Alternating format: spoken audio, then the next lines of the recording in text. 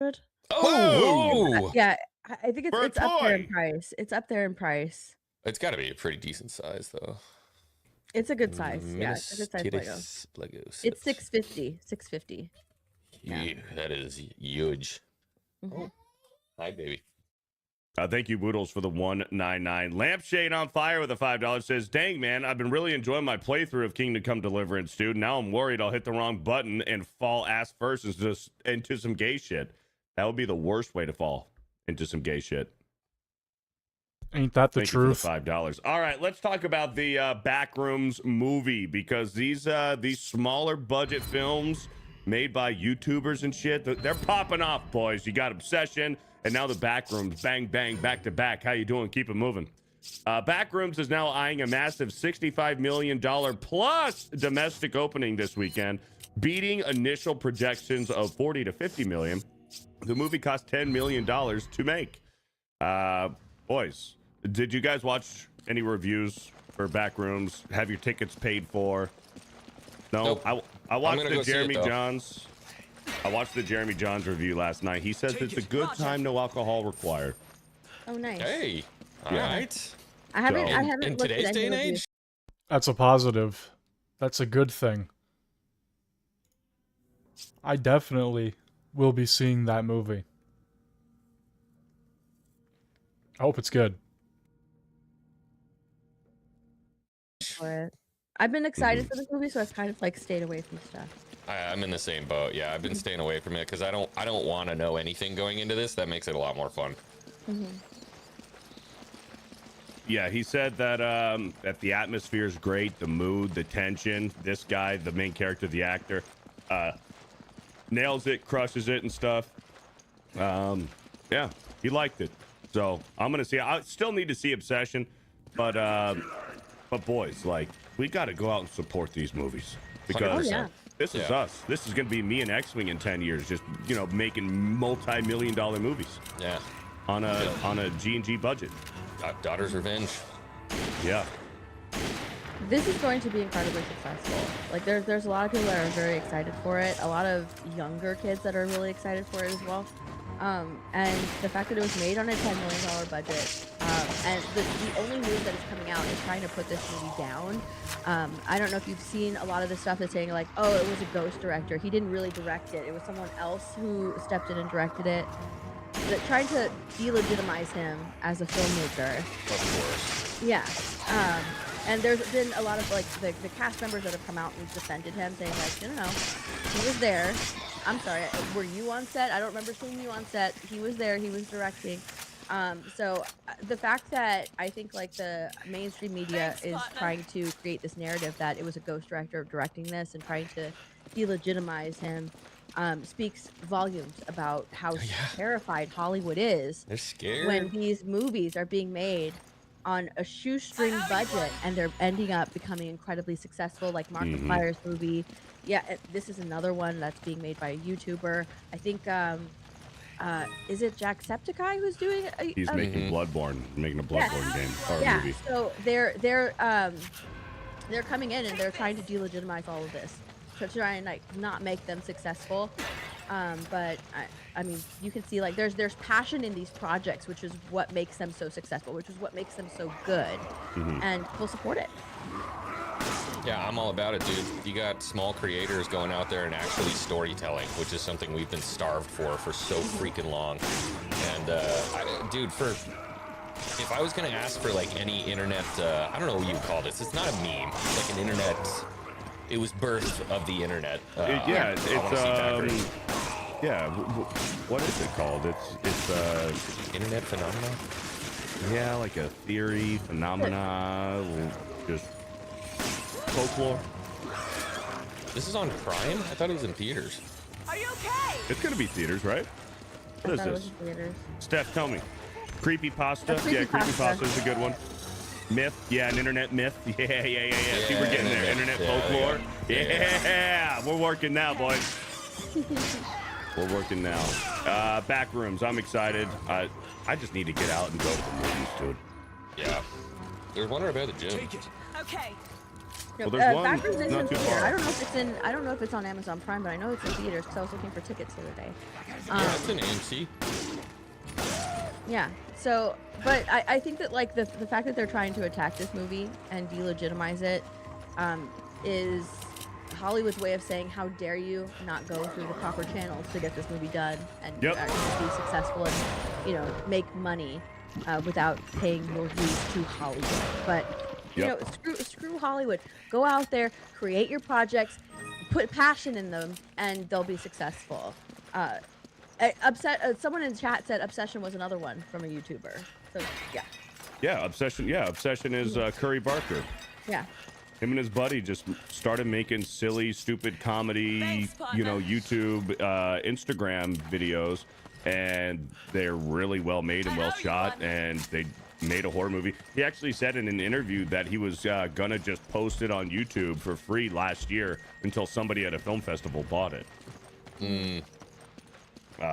So yeah, but yeah, Hollywood is threatened. They're threatened, and that's why they're trying to shun these movies, get their critics and their minions to go out there and try to give bad reviews and bad ratings on it because they're threatened, man. Because like Yeah. you said, they didn't kiss the foot of Hollywood.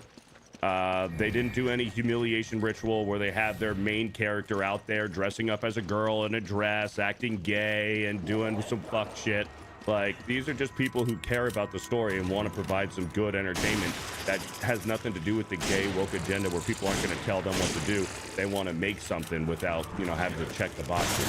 So, and Hollywood's pissed. Yeah, and they don't have to do it on gigantic budgets, right? They don't need the $150 million budget, the $200 million budget. They have these smaller budgets and they create something within that budget that is really, really good because they know the lore, they have the passion to make these projects, and they end up being successful. And Hollywood is more like, we need like the name behind it, right? We need the big box office names. So they get these Hollywood actors with huge egos and huge price tags, and they will pay them all this money, and they end up losing money in the end because you can see that it is a corporate project. With an agenda, with just a Hollywood, a big name attached to it, and there's no passion in it. There's absolutely no passion. It's a safe project, or it's a woke project, or it just all around sucks, and it ends up losing money. Dude, And a lot of it is money laundering because they're spending, just look at Disney, man. They're spending, you know, hundreds of millions of dollars. And then you have other people making just passion projects for a fraction of Dude, that. we're getting Ryan Gosling in a Star Wars movie. Come on. Take it. Yeah. I mean, What are we doing, dude? I mean, the Gosling isn't too bad of an actor. I'm You know, just- he's we're one of talking about he's big one of the more paychecks likable for actors. Attaching stuff to a movie when it's just not necessary. You know what I mean? Especially Star Wars. I think that they're using him for his popularity because right now Ryan Gosling is pretty much at peak popularity, Yeah. and they're sort of counting on that when it comes to that. What is it called again? A Starfighter. When it comes to Starfighter. Starfighter. Yeah, they're sort of counting on that. Like the Mandalorian and Grogu, I think that they made it. They had to put it out, whatever. But this is the movie that will really determine where Star Wars is and where the fan base is. Are they going to support it? Thanks, partner. I think they're I need pretty ammo. much Use this. counting on that movie to be a success when it comes to Star Wars, like as a franchise. I think they're gonna make him a Jedi. I'm gonna it's- laugh when it fails, and they're like, "But we put the Gosling in it. What happened?" We put Mr. Gosling in it. What happened? Actually, I think that movie, if there's any hope for Yeah, it's that probably gonna do movie, well. I think it's, Gosling is, I think it's probably going to do well. I'll need to see more. But it is a Kathleen Kennedy project, so. Have you seen like there's rumors out there that the end of the movie is going to feature Rey? Yep. Yeah. Yeah. No way. Weren't they saying that Gosling might secretly be playing Darth Revan? Oh, I haven't seen that. I think I heard that somewhere. I don't know. It's probably on a Geeks and Gamers article. I think Were Marvin you wrote thinking it. Keanu Reeves? Well, Keanu Reeves was linked to playing Revan for a while, but they were saying, I don't know. I don't know. All roads lead to Ray. Yep. Ryan Gosling is going to play Finn's long lost brother. Sure.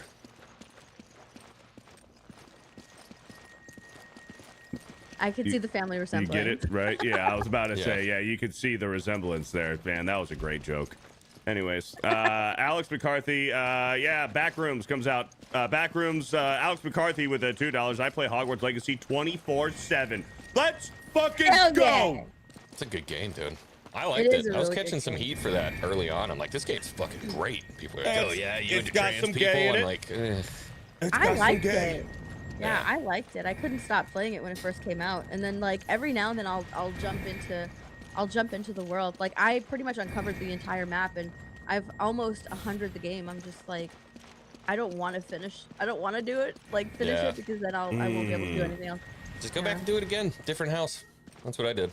I don't want to go back and do it. My character, I created a Slytherin. His name was Gaylord Malfoy, and he was a ancestor of the Malfoy Yeah, family. that's yeah. right. Nice. Yeah. Yep, But there Gaylord is, Malfoy. for each house, it's a different secret mission. Oh, okay. You do get a different mission for each house. Yeah. Thank you, Alex McCarthy, for the 2. All right, we got to talk about Spider-Man Noir before we wrap this up. I watched the first episode last night. X-Wings, 2 or 3 episodes in. Just finished 2. Just finished episode 2. I'm actually going to watch it because here's the thing. It's good. It's fine. It's not great. It's not like fucking I must watch it and binge every episode right now. It's that good. But it is good. You know, it's Nick Cage. So Mike yesterday, and Mike was saying, you know, the best and worst part about this is Nick Cage bringing up the age and stuff of Nick Cage and stuff. I didn't see it that way. I was like, no, this is Nick Cage. He didn't appear too old for me when he is doing his action scenes in the noir setting and stuff. He's believable. He's holding his own and stuff. So, but the best part is when he's doing Spider-Man shit. And I want a little bit more of that. There wasn't enough in the first episode. I'm sure that's gonna expand, and you know he's gonna be kicking ass as Spider-Man later in the series. But so far, so good in the first episode. I didn't mind it. Steph, X-Wing, that's your turn. Do I have to go first? Okay. I don't hate this show. Yeah. I will say this: the first episode, I was just not getting into it, dude. I was really not getting into it. They kind of picked me up with what happened at the end of the first episode. I think the big problem for me here, unfortunately, is like I don't think they quite nailed the cinematography or the music enough to get me invested in the noir aspect of this. I agree. So the music is really off-putting. Some of the casting and characters are really off-putting. So it's kind of odd because this thing goes in waves. There are certain spots where Nick Cage as Noir, the filming's good, they're doing the right music, and I'm like, this is sick. And then it goes back to the office, and Janet, the most annoying person on planet Earth, just rips me out of the show, dude. She is horrible. She does. So her personality doesn't bug me so far. In first episode, her personality didn't bug me, but they referenced several times during the Great Depression that there's a depression going out there. He's got to be more careful with his money and stuff, what he's spending it on. But his secretary is like a 400-pound woman. Like, how are you that fucking fat in a depression? Well, and everyone else is at least trying to be like, well, you know, I'm an investigator from 1930, and she's just like, we haven't had anything in 30 years. What are, like, just modern dialogue rips you out of it so hard. It's jarring, dude, and she gets worse. Yeah, I'm who was it? Was it Walking Dead Negan when he's like raiding a house in The Walking Dead, and she's like, "Please leave us with something to eat. I'm starving." And he looks at her, he's like, "Really? You're starving?" Because she's larger. Oh yeah. Yeah. The freaking his secretary's like, "It's a depression out there. You got to be careful with your money." And I'm like, "Bitch, you are 300 fucking pounds." And then she plies somebody with food. I'm like, oh, fucking writing itself at this point. But anyways. In The Asian chick's hot. She is hot. Asian In chick's 2, hot. I did get pulled back in a little bit more because we do see a little bit more of what we're looking for in it. I don't know how much of that's going to continue throughout the series, but there's some good stuff in 2. It's kind of pulled me back into at least the point where, all right, I'm gonna watch the series. I'm committed. Now, did you Yeah. both watch it in black and white? Yes. I did watch it in black and white. I didn't even try in color. I just watched black and It white. is awful. I went back and watched the last. I hate it in color. I went back and watched the last Oh, 15 I thought minutes you in meant black color. and white was awful. No, this is for sure shot for black and white, 100%. Yeah. So I'll give it a thumbs up so far. I think it's worth a try, for sure. For those of you guys in the chat who haven't started it yet, I'd say give it a shot because it's fine. It's good. Yeah. I'm Better looking than forward to better. watching it. So, yeah, because I like the trailer, and even when watching the trailer looks better in black and white. So this is obviously something that you should watch in black and white. Because the color trailer looked really awesome. It just didn't look right. But yeah, I'm looking forward to it. Tagging it. Dude, in the first episode, when the guy goes to him because he's a private investigator. He goes and he's like, my wife is this. My wife is, I think, is stepping out on me. And he's like, well, show me a picture of your wife. And he pulls out a Polaroid and he's like, this is your wife. Yeah. He's like, this isn't your wife, because the dude is like fucking ugly and fat, and he gives her like the picture of this smoking hot Asian chick. And he's like, yeah, this ain't your wife, pal, but I'll help you find her. I'll see what she's up to, but I know this ain't your wife. Wasn't she like banging the mayor or something? No, it was blackmail. The mayor attacked her. Oh, remember? Yeah. It was blackmail. She wasn't stepping out or something, but she did have something going on with old Sandman. There was something between her and Sandman going on. More on that in the next episode. More on that with Skippy McFarley, the pitcher for the New York Yankees. They call him Big Curly. Anyways, this show stinks. Let's get out of here. Tobias Nexus with a 5. Steph, you just send a link to the SM2 mod on Twitter, or Jess sent you a link for the... All right, moving on from the show that stinks. Let's go into Mango and Grok Open Bar. It's not gonna hit the same. Don't worry, Disbrew, that's not going to be in the top 10 of box office for this year. Supergirl, you know. Yeah. I suppose on that subject, actually, we should talk a little bit about Mandalorian and Grogu, because it's not doing too well at the box office, funnily enough. It's currently sitting at 167 million worldwide. I believe they downgraded the estimates for the opening weekend, or they downgraded its box office tally, which was already below Solo: A Star Wars Story, which was considered a flop. And that was 10 years ago nearly. Bear that in mind, so when you adjust for inflation. Yes, and as Friggy was good enough to share with me, it was actually just beaten on last night by Obsession. A low-budget horror movie done with less than $1 million, and it's currently beating a Star Wars movie at the box That's office. insane. I fucking love it. I love the crazy. timeline we're in. But I mean, it's not even surprising. Like, you know, everybody's... Wow, I was about to say everybody's had their conversations about this film, and that's kind of the end of it. But not many people have had conversations about the movie, because a lot of people haven't watched it. But I mean, what is there to... Why would anybody who has watched this movie go, man, you should pay money to go see this movie in a cinema? That's something you should do, let alone whether you want to watch it on streaming. Absolutely. I mean, I certainly didn't, but it's just... As Mauler said, like, there was almost nothing to discuss about the film itself. The only interesting conversation to be had was going to be the box office performance. And now we're beginning to see it. And this weekend, man, is going to be tough for it. It's going to be a brutal drop-off, I think, because nobody is talking about it. There's no word of mouth. It is dead in the water, I think. And new movies are coming out. There's new stuff coming out. Like Backrooms is coming out. And it looks like it's projected to have a $60 million opening domestic, not including international. It's like, yeah.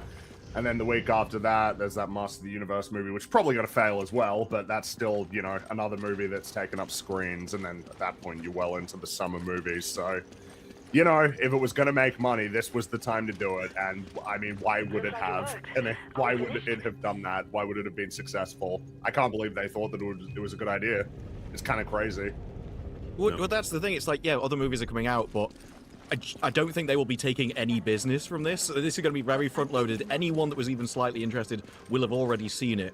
I don't think anyone is really comparing it between any other movie. Just like, oh, I really want to see these two movies, but I just can't decide. It's not that kind of territory. Even The Hollywood Reporter came out with the title that said, opens to a series low of 98 million in North America. Does it even matter? So even the corporate media says no one cares about Star Wars anymore. It's not going to change anything. And their only cope was any other title opening to that would be celebrated. And it's like, yeah, but not all things are equal. And they seem to forget a lot about budgets. For instance, this movie could have been a huge success if they just really lowered the budget down, realized okay, Solo did this is going to do something similar. We're going to cut everything down to basics. But they don't seem to be able to. They're still riding on the highs of what they used to and trying to live off that level. I think they would tell you that they did because the budget is 165 million, which by their standards, they're like, yeah, that's low. Yeah, that's kind of low by their standards. It is. And the thing is, it looks worse than the TV show. Like, I don't know if you guys picked up on this. Season 1 of the TV show. Season 3, it looks better then, I'd say, because you get those. Well, you get those kind of like compilations of like some of the best shots and stuff of like season 1, 2, 3, whatever. I was looking at them and I was like, God, there's some really nice shots from season 1 and 2 of The Mandalorian. Like, really beautiful landscape, great composition stuff. The VFX look good. And then I look at this movie and I'm like, no, it's kind of janky. And there's times when it looks really, really rough, like from a VFX point of view. And I just thought, man, how can it be several years down the line and way more money invested in it, and it somehow doesn't look as good? I don't know if it's just bloat or what, but man. I don't know. 2019 is like the dividing line that you can often draw between sort of the era before that and the era after, because like all of the Star Wars sequel movies, even The Rise of Skywalker, which went through extensive reshoots, like broadly, it looks good from a, fidelity standpoint. Meanwhile, you look at like a lot of the stuff that comes out afterward, and the same goes for Marvel movies, for a lot of stuff really. It's the post-COVID era has just sort of stayed at this same level of pretty horrendous quality on that front, for whatever reason that is. That is also the excuse that Hollywood Reporter used for the box office, the pandemic. It's still being dragged out 6 years later as the reason why no one will go to the cinemas. And at no point do they even try and analyze what changed. Like, what is it that we can do to get these people back? It's not even a question. They're just like, well, I guess we just have to put up with things now. How do they movies that make like $1 billion? Well, yes. But if you would think if you did genuinely believe that as an excuse that you were saying, you would try and find solutions to the problem that you're stating, whether it's true or not, kind of thing, in reality. Yeah, with Mandalorian, this is, I don't know. In terms of what this does for Star Wars as a brand, right, in terms of its mainstream reception, we always said, like, okay, it's probably not going to do great because there doesn't seem to be, like, a lot of anticipation around it. But, like, if this is essentially the only property that you have within, say, Disney Plus, or, like, anything that you've created yourselves beyond the OT and the prequels, the only thing that was slightly successful from a merchandising point of view, and then you put this out into the cinemas and nobody's watching it and it's a gigantic flop, where can you even go as a brand there, as a franchise? Well, they're banking everything on Starfighter. Like, that seems to be the thing going forward. And if the leaks are to be believed, it's supposed to be Ryan Gosling is taking a young Force-sensitive boy to Rey's temple. So they're gonna try and link it to Oh man, that's gonna be dog shit. Oh, really? Are they really though? Look, it's like haven't they abandoned Rey now as a character? Like, her dead in the water. But they said, one guy in Disney said she's our most marketable character, which is, I don't know where the fuck that guy's been. Is that guy Kathleen Kennedy? That guy in a coma since 2015, just been like, Ray, everyone loves Ray, man. Even at the time, that wasn't true. Captain Phasma was their most marketable thing because it was a cool set of armor, and then we found out that the character wasn't a character, and then that was kind of the end of that. One of my favorite things is reminding people of Captain Phasma. Everyone's always like, Yeah. wait, oh my god, because it all comes So much flooding back. merchandise. Like, There oh, was wow. so much merchandise and marketing for that character, and then look what they decided they wanted to do with that character. That's kind of crazy. I mean, on the front of like what are they meant to do with Star Wars, I've been thinking about this a bit. I find it very interesting that Andor, in being really quality, has kind of ruined the perception of modern Star Wars, particularly with the Jon Favreau, Dave Filoni approach that they've been doing over the last little while of really like shallow and unambitious from a storytelling standpoint. That when you actually have like a real show come along, like the first good thing that they produce, like under Disney Star Wars, be so good to then return back to the same incredibly boring, just thin storytelling and just reference slop. That's becoming more and more untenable, now that we've had an example of a great show. Well, they don't have any actual stories because in an interview, Jon Favreau said the reason why they made the Mando and Grogu was Lucasfilm approached them and said, "Hey, we haven't done a movie in a while. Can you do something with these characters?" And then he said, "Okay, I condensed the season 4 scripts I already written into a 2-hour movie and just removed all the references." You can absolutely tell that's what it is as well. Yeah. It's got the feel of a TV show. Like, there's no story. Like the difference is Tony Gilroy's actually trying to have characters, plot, themes, all these type of things. Jon Favreau's like, fuck it, just throw whatever we can on the screen. Have you seen the clip where Jeremy Allen White talks about meeting Jon Favreau in some party, and Favreau's like, "You should be in the next Star Wars," and he's like, "Sure, man, okay." Star Wars. And then they like send him pieces of a script or whatever, and then he's like recording lines, not really knowing what he's even doing in the film in full. And he said they keep everything under wraps, and so by the time I'd like done everything, I wasn't even sure exactly what was going on. And yeah, there I am. I'm in Star Wars. It's just like what. When you started that anecdote, I thought it was going to go down the lines of fucking who the fuck did Thor Ragnarok? Blanked on his name. Taika Waititi, when he's like, "Oh, we should bring Natalie Portman into Star Wars," like completely forgetting that she was in it. I thought that's where you're going with the story. Like he'd already been cast and recorded his lines, and Jon Favreau was like, "Hey, you should be in this new Star Wars movie." I am in it. Considering that is how we got Rota the Hutt's voice and how Jack Black and Lizzo ended up in there, it's like, why do they expect anything other than complete failure? Nobody gives a shit. Jon Favreau at some party's like, "Hey man, how you doing? Hey, yeah." It's like, "Do you want to be a big slug dude in the next movie?" He's like, "Yeah, man, let's go." Sweet. I think what does that even maybe I think maybe we need to let go of the idea that Jon Favreau is going to save any franchise at this point. Like, I don't know why, but he felt that way for this point. I mean, for the last 10 years, he's been making nothing but shit. Yeah. He's just a company yes man. He'll just do whatever Disney tells him to. It's Dave Filoni who makes the absolutely fucking terrible fucking scripts. Like he cameoed in this movie and called himself Trapper Wolf. Trapper What a Wolf. wanker. Trapper Wolf. It's worse with That's so Favreau because he fucking made lame. a film about the difference between a company man and an artist, and then he was like, "I'm opting for being a company man." You're like, So yeah, what? the company man gets lots of money. I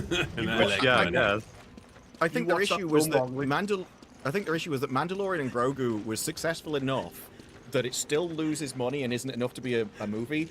But because it's the best thing they do, they're kind of trapped at that level. It didn't fail badly enough for them to write it off as an option. So they always think, if we just make it a bit better, if we just do it again, maybe we can push it over. And it probably would have been better if everything had just disastrously failed. So they were left with no other choice but to take risks and make big swings into new areas they hadn't done before. As long as there's something as long as they think Rey is a fallback option, they'll forever just keep pumping out the same kind of stuff because they will see that as a safer option, even if it's probably likely to fail, than risking everything and failing even worse. Well, I think, Rey's going to be like a... Sorry, go on.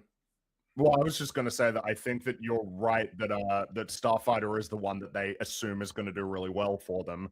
I imagine they're thinking, is it Sean Levy? That dude knows how to make movies that people are crowd pleasers and make money, even though I don't really like Deadpool and Wolverine, and like, it's going to be just sort of a good old action adventure, with heart or something, like the kind of really boring studio exec way of looking at movies, when it's probably going to have a terrible script.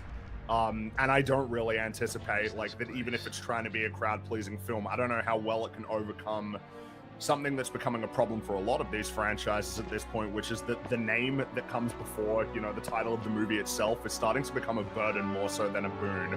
The fact that it's going to be called Star Wars Starfighter is like, ooh, shit. I don't know how I feel about Star Wars, right? The same for, like, the, Marvel movies. Like, ooh, I don't really know how I feel about Marvel anymore. I think that's going to drag it down. It's the same if you wanted to do like a generic sci-fi adventure, right? And in the past, you could have put like the Star Trek brand on that, which is pretty much what J.J. Abrams did, and it resulted in massive success. If you did it now, it's dead. Like you'd be better off just making your own original story and just like letting it stand or fall on its own merits, because that brand is so toxic now and so completely dead culturally that nobody would want it. They would actively avoid it, I think, at this point. And, well, the main point. I don't know. Sorry, the main selling Doesn't point of look like anyone's been Starfighter around for a is Ryan while. Gosling because sure he's they been wanted in to that keep this place success a after secret? success. Basically, Some of he this was in equipment's got the Barbie, he was in tri-solo Project Hail Mary. Like he basically is all the credibility of the film. It's that Simpsons clip. And Tom Hanks, the government has lost all credibility, so it's borrowing from mine. Ironically, yeah, you probably wouldn't do that now. Well, but yeah, I mean, like, I don't know. It's kind of tragic, really, that the success of Star Wars now rests on Ryan Gosling. Like, it's just his star power that's going to try and save it. Well, it's also accidental, though, right? Because when they were making the movie, the quote would have just been, "No, it's banking on Ryan Gosling. He made Barbie." Well, that's not a sale to a Star Wars audience at all. So it's only recently that actually his stock would have even carried that weight for them. When he was casting and making the movie, they wouldn't have planned on it. I think as well, because we also have Sean Levy directing, which is Deadpool, Wolverine, and Stranger Things with the power of the guy from Barbie, right? Don't underestimate the quality. Oh yeah, Stranger Things riding high at the moment. I don't. The thing is with Starfighter, I don't get the impression it's like particularly tied to the Star Wars universe. Like it's not tied to any of the Skywalker saga stuff. It's very much its own self-contained story, kind of like The Mandalorian is. And so even if it is successful, I don't think it's going to lift the brand necessarily. It's just going to be perhaps a marginal success in its own right.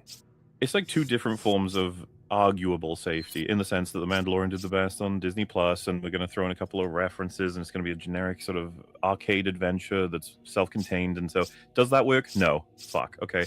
What about if we just go somewhere completely different in the universe, don't even reference a single thing anyone's familiar with? Will that work? Father and son story? Question mark. We'll see. And if that doesn't, it's just like, I don't even, do they have any options left? What the fuck are they going to do? Yeah, we're done after that. A Rey movie. Where she just she conquers the galaxy going, I'm Rey Palpatine. Just that Rey trilogy, Ryan Johnson, let's do it. Let's do the last gamble, Disney. Let's see it. I mean, if you're going to go out, you might as well go out swinging, and that's the biggest swing ever.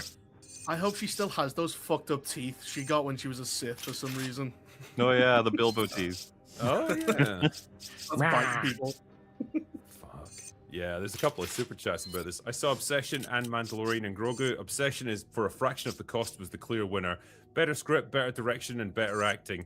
Indy Navarrete was phenomenal. Just goes to show that talent is out there. Oh yeah, we'll talk about Obsession shortly. But yeah, I agree 100%. I mean, this movie is going to be infinitely more profitable for the studio than Mandalorian and Grogu is. Done for a tiny budget, but it just shows you the appetite is there for good movies if they're done with a bit of care and attention.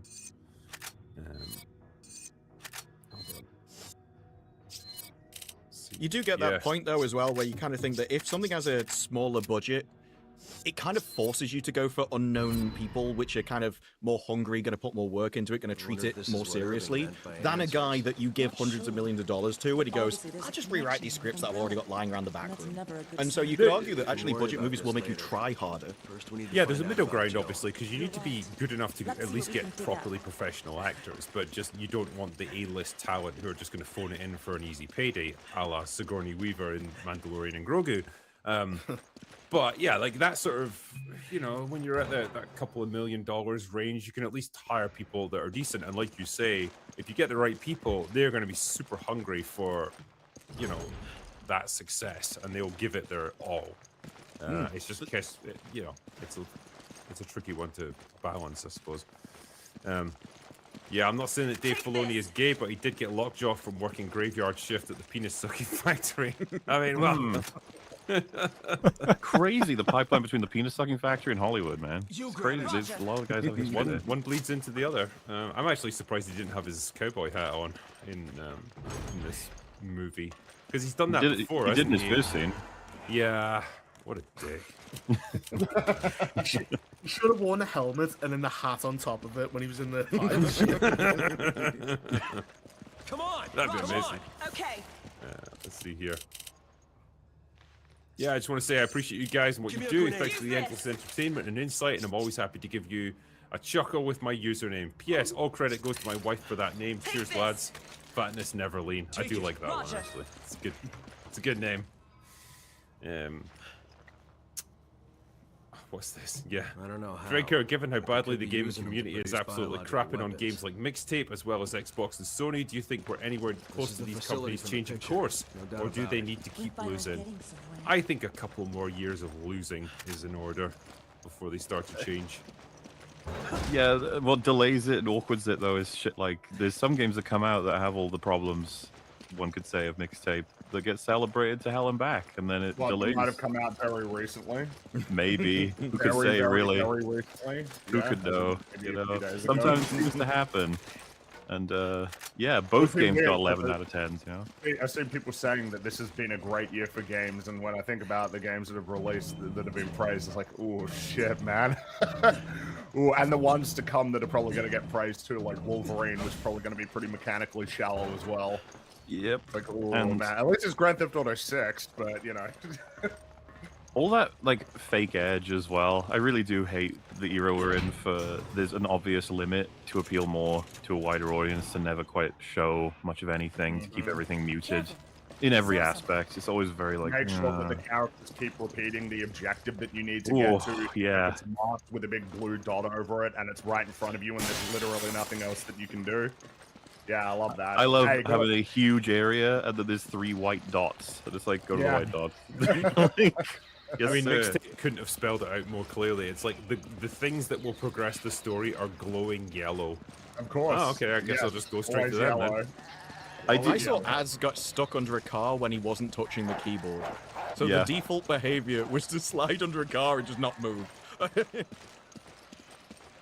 Here's a question for you, Disparu. When are you going to play Mixtape? You'll love how morally bankrupt the characters are, and what the game has to say about parenting.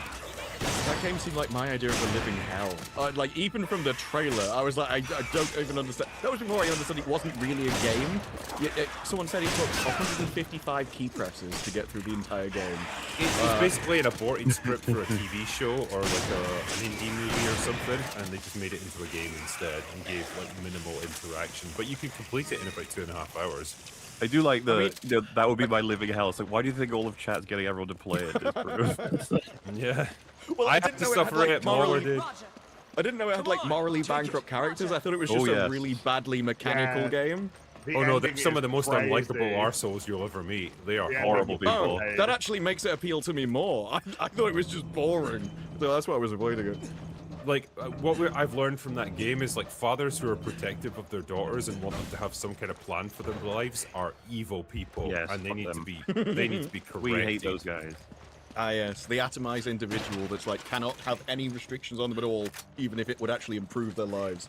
Oh yeah, she straight up threatens to burn down the entire like town and her whole life and destroy her father's career if he doesn't like let her do whatever the fuck she Yeah, wants. and then he cuts out and says, sure, yeah, you know what? Your threat to burn down this forest and all of the critters in it, you know, yeah, sure, alright, I relent. You win. Yeah, and that's a win from the game's point of view. Why is I it get just the feeling smack it's it? made by people that have never had kids and they don't understand the first thing about parenting, and so maybe that'll tell you something about it. It's almost scarier if they have, you know? Yeah. They have to be like, oh god, oh jeez. Today's reading comes from the Book of Fringy, chapter 3, verse 5. Trust in the dawn with all your dangus and lean not on your own spur. Memerage, adopt him, and he will make your paths massive. Can I get an amen? Yes, you can. Amen, sir. It's beautiful. This one kind of jumped out at me. I just noticed this on Twitter today, and it made me chuckle. So, remember when The Wizard of Oz, or I should say Wicked, was getting Guess their remade senses are weak. with Ariana Grande and Cynthia Erivo, and they both became slightly terrifying, pathetic, weird Goblins. creatures. Yeah,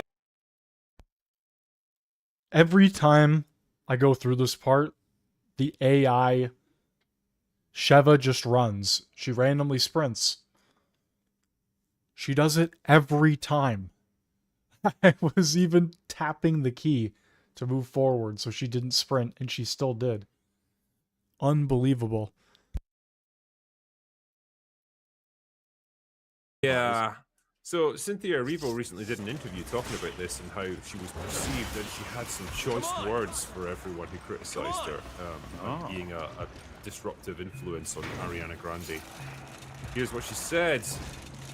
Quote, I think we haven't really come to terms with the insidious nature of how we view black women, and I'm sure people will read this and think, oh, for goodness sake, it's not about that. Yes, but it is. Correct. Because that's what was being made fun of. It was my physique, which has nothing to do with you being black. It was my shape, which has nothing to do with you being black. It was the fact that I was bald. It has nothing to do with you being black.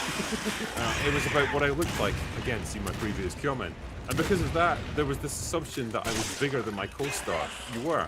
And so I had to be controlling or protecting, and that was my role. I would hazard a guess that it would not have been the same had it been the other way around. Dude, you were just acting weird. You just did weird things. Like, I don't, you know, you were really strange. You looked like a terrifying monster creature, and you were this weird, like, insidious, like, you know, you were always, like, looming over Ariana Grande, and she looked genuinely terrified of you. So, Yup. Also, there was a time when she went, because of that, there was this assumption that I was controlling or protecting. There was literally a time where someone walked up to Ariana, grabbed her, and Cynthia Erivo was the one that dragged him off her like her bodyguard. So, are you surely being someone's bodyguard would actually be a positive if you protected somebody?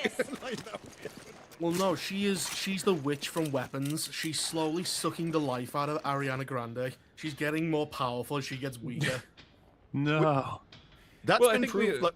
Like, if you look at the photograph since, Ariana looks way healthier than she did during Wicked now.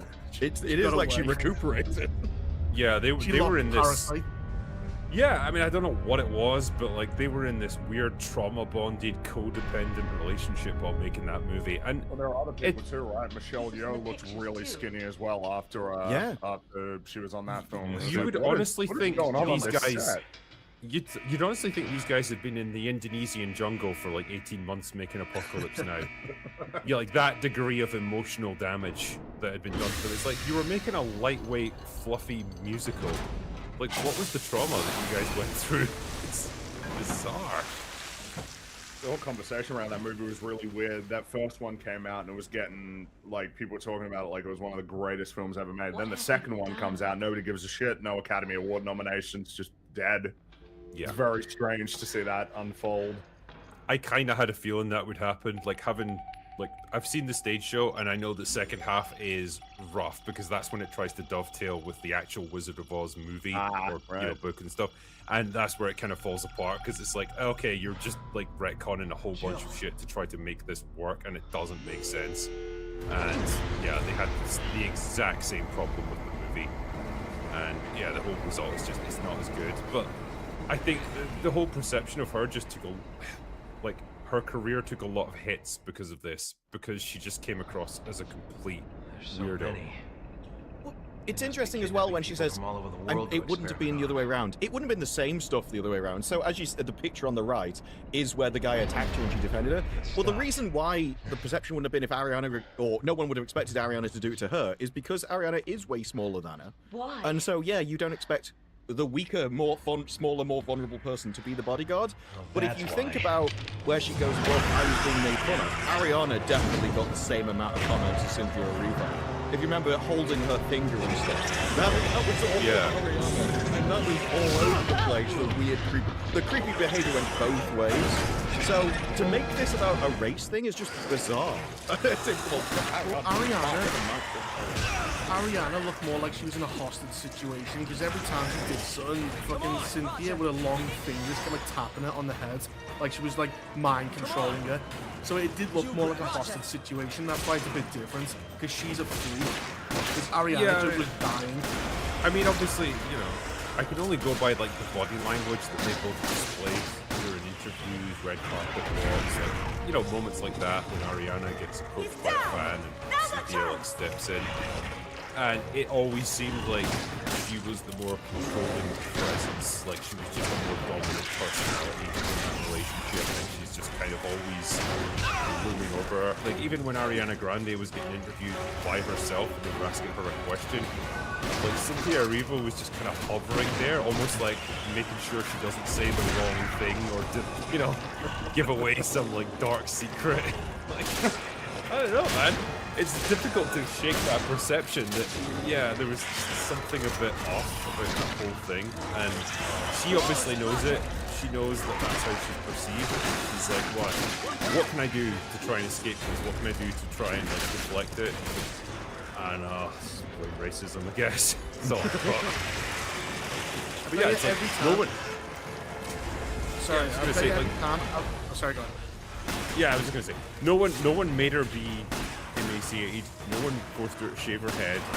You know, no one did any of these. No one forced her to have these weird, freaky long fingernails. Like, she chose to do all these things. It's nothing to do with the color of her skin. That's not the thing that people are criticizing her for. Have you noticed a lot of actresses nowadays have to have some weird body feature to get like famous? Like, who's that one who's going to be in Chris Stuckman's new game, who's also shaved in Mortal Kombat? She's shaving her head. That's her like unique selling point. What was the model? Would you say Chris Stuckman's new game instead of Not Neil Chris Druckmann? Stuckman, Neil Druckmann. I was like, wait, Chris Stuckman's I would love to see a game made by Chris Stuckman. Make that happen. That'd be fun, yeah. Yeah, I know the actress you mean though, yeah. But, like, I think that's more. Delavigne with the eyebrows. Or like you're starting to get acting now with something wrong with them. Like one thing. Well, if you think about it, like there's always a desire to stand out in some way, right? And so someone like Ruby Rose had that, where she was like this very, like she had this very angular face, and she was all covered in the tattoos and everything, and it's like that makes her look different from like the cookie cutter Hollywood, you know, standard actress that comes out. It just turned out that she was an insufferable prick, and that's why, like, you know, her career's never gone anywhere. But in theory, she was like an interesting actor because she was different from the norm, and you can cast her in like unconventional roles. And it'd be the same with a lot of these actresses, like that girl that you said who shaved her head or whatever.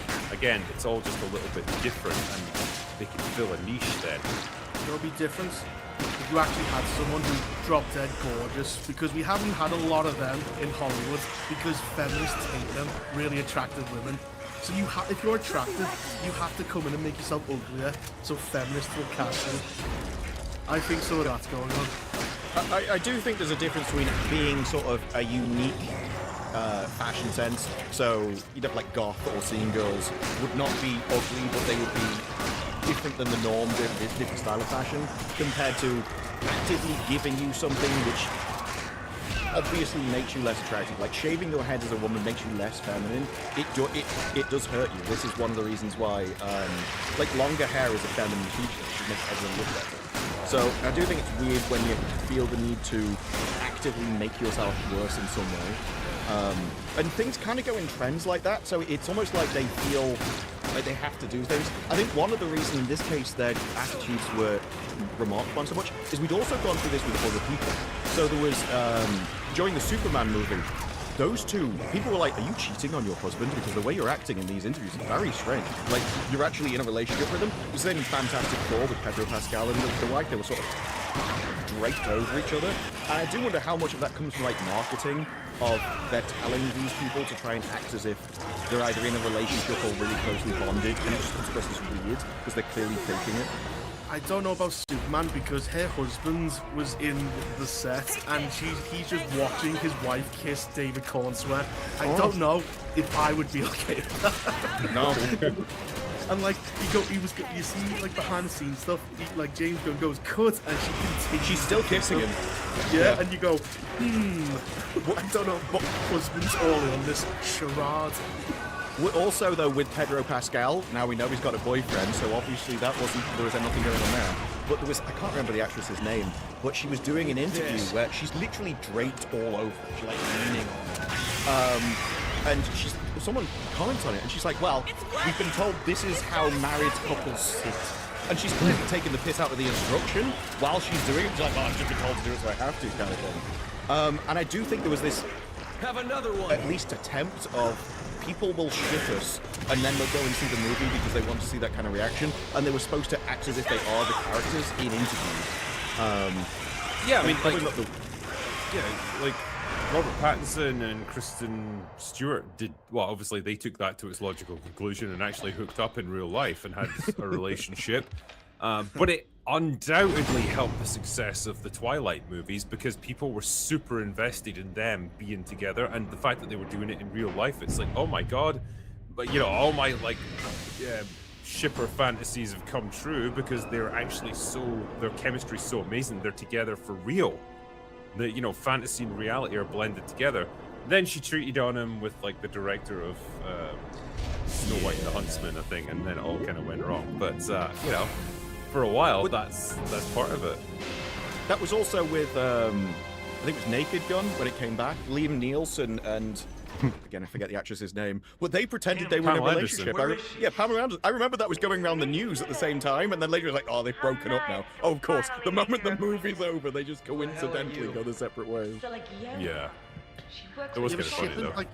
Shippers have like ruined franchises because they go, let's just pair two characters up who would never get together, just to appease the fans.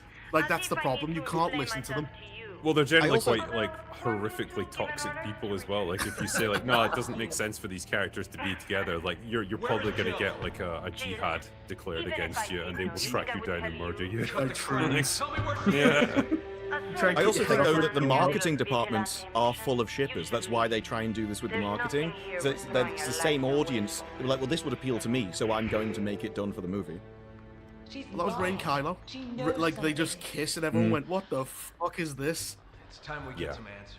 I think even the actors were like, "Why are we doing this?" Because like they have got nothing going on. There is fucking no chemistry there. Poor Adam Driver, honestly. He deserved better than those movies. Daisy Ridley, nah, I think she got kind of like where she was at acting wise, but he deserved better. Yeah, Adam Driver's last word was like "ow" as he fell off a cliff. I think Muller pointed that out in his like review. It's like technically, yeah, his last word is He That's why he's trying to get the Soderbergh movie going. He needs to correct that. It can't be ouch. That's the last word of the epic Kylo Ren. Such bullshit. Tell you what's been good though this week that I've seen, and you guys, some of you have seen it already. Obsession, which is currently beating Mandalorian and Grogu at the box office. I kind of alluded to it earlier, and it'd be interesting to talk about it for a little bit just now. Yeah, I was really impressed with this one. I liked it. I think it takes a pretty simple concept. Doesn't exactly turn it on its head, but it does show it from a slightly different perspective, and makes use of some great actors in the process to tell a story that... I will be right back.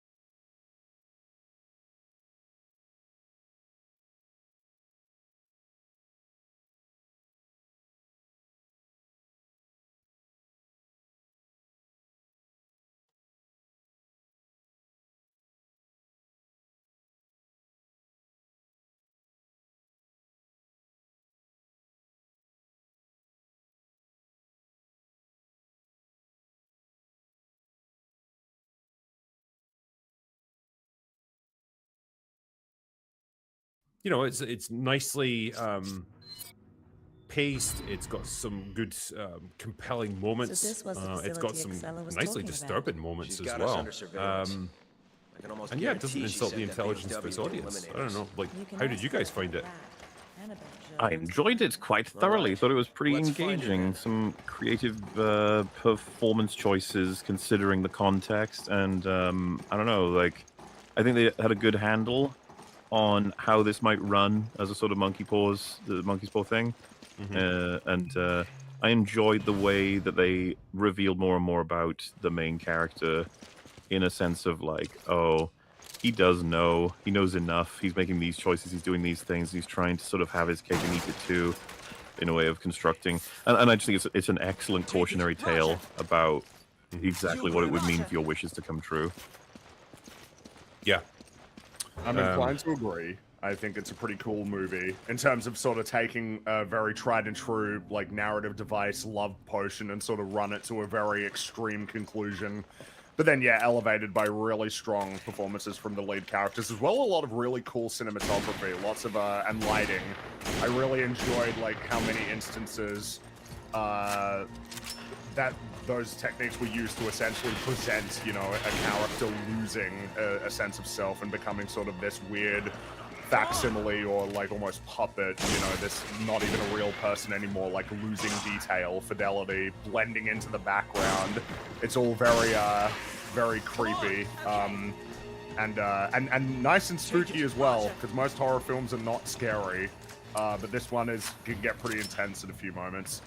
Well, because I talked about this in my review, like, I think this movie makes really good use of the threat of what could happen rather than what actually does happen. I mean, there are a few moments of, like, genuinely gory violence, but there's also just moments of, like, a character lurking in the shadows, or, you know, like, she'll walk by with a fucking plant pot up at her face, like, covering her, and it's like, what's going on behind that? And it just makes you constantly question what she's going to do next, because it does a great job of making you believe that she could do literally anything at any moment, because she's that unhinged. And it's great. Like, and as you say, it's all helped along by a superb performance from an actress who's 100% committed to the role and really sells that, like, freakishly, intensely committed, obsessive personality. She does an amazing job. The actress is going to get a whole bunch of attention for this one. Like, she's portraying all kinds of crazy emotional states that flicking between all kinds of ones, and then really convincingly. The fact that you get the first, you know, X amount of time as her being a normal person, and then the insane contrast, and then, of course, the... By the way, recommend this movie, go watch it. These are vaguely spoilers. Not very much, but still things that you should probably just go and experience for yourself if you don't want to hear anymore. But the blinks of her being normal again in the middle of it, creating such those horrifying moments. She does such a good job. The things that really stood out to me as like a whoa, crazy, interesting decision. There's like 2 or maybe 3 moments where she'll move in a way that is entirely otherworldly. Like there's a moment where she walks backwards almost in reverse. There's a moment you see a silhouette behind the window and it borderline looks like stop motion, the way that she's moving. It's really fucking creepy. I have no idea why she's doing that. Like in terms of mechanically, but I was like, ugh. It's all very unsettling. A lot of it. I think, because I've talked about this many times, like, one of the things that I find really effective in horror is the normal turned abnormal. You know, like something as simple as like a dinner date that they're on, and he questions something about her family situation that she's alluded to. You know, that's one of the reasons why she was so upset previously, and he's found out that it's bullshit.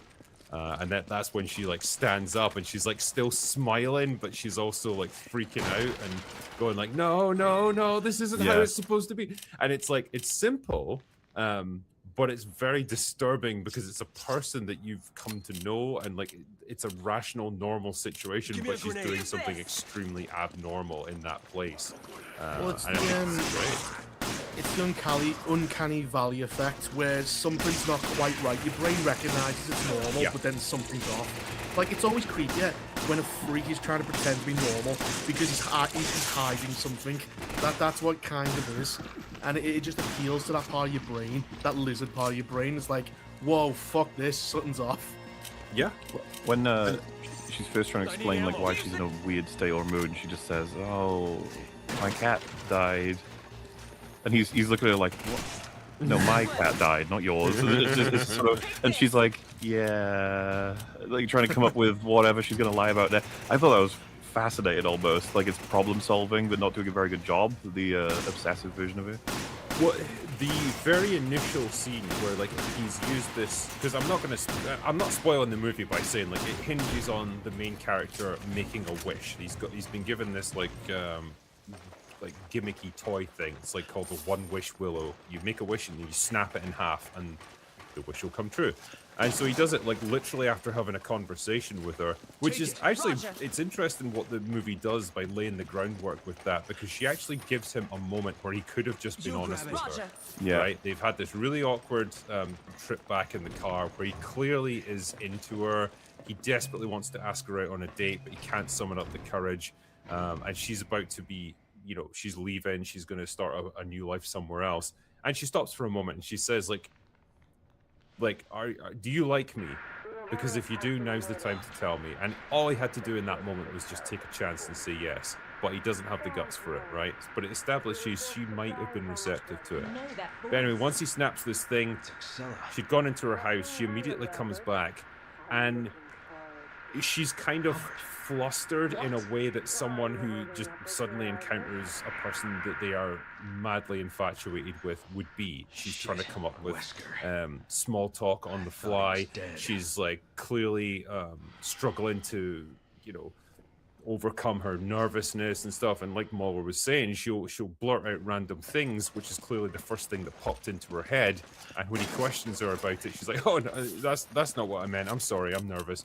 And like, that's cool. It's like, it's a person who's suddenly found herself deeply in love with this guy for the first time, right? From her perspective, trying to deal with it, trying to put on a facade of being in control and being composed, and clearly not.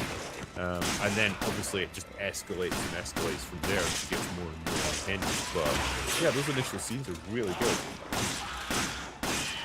Yeah, no, it's a cool sort of escalation because again, it's playing on what you expect because this premise has been done a lot, particularly in like genre television shows, that are science fiction or fantasy, right? Play on this, and usually it leads to something. It gets unhinged, but usually in a very comedic way. Whereas obviously here it starts to get to that extent in a very disturbing way.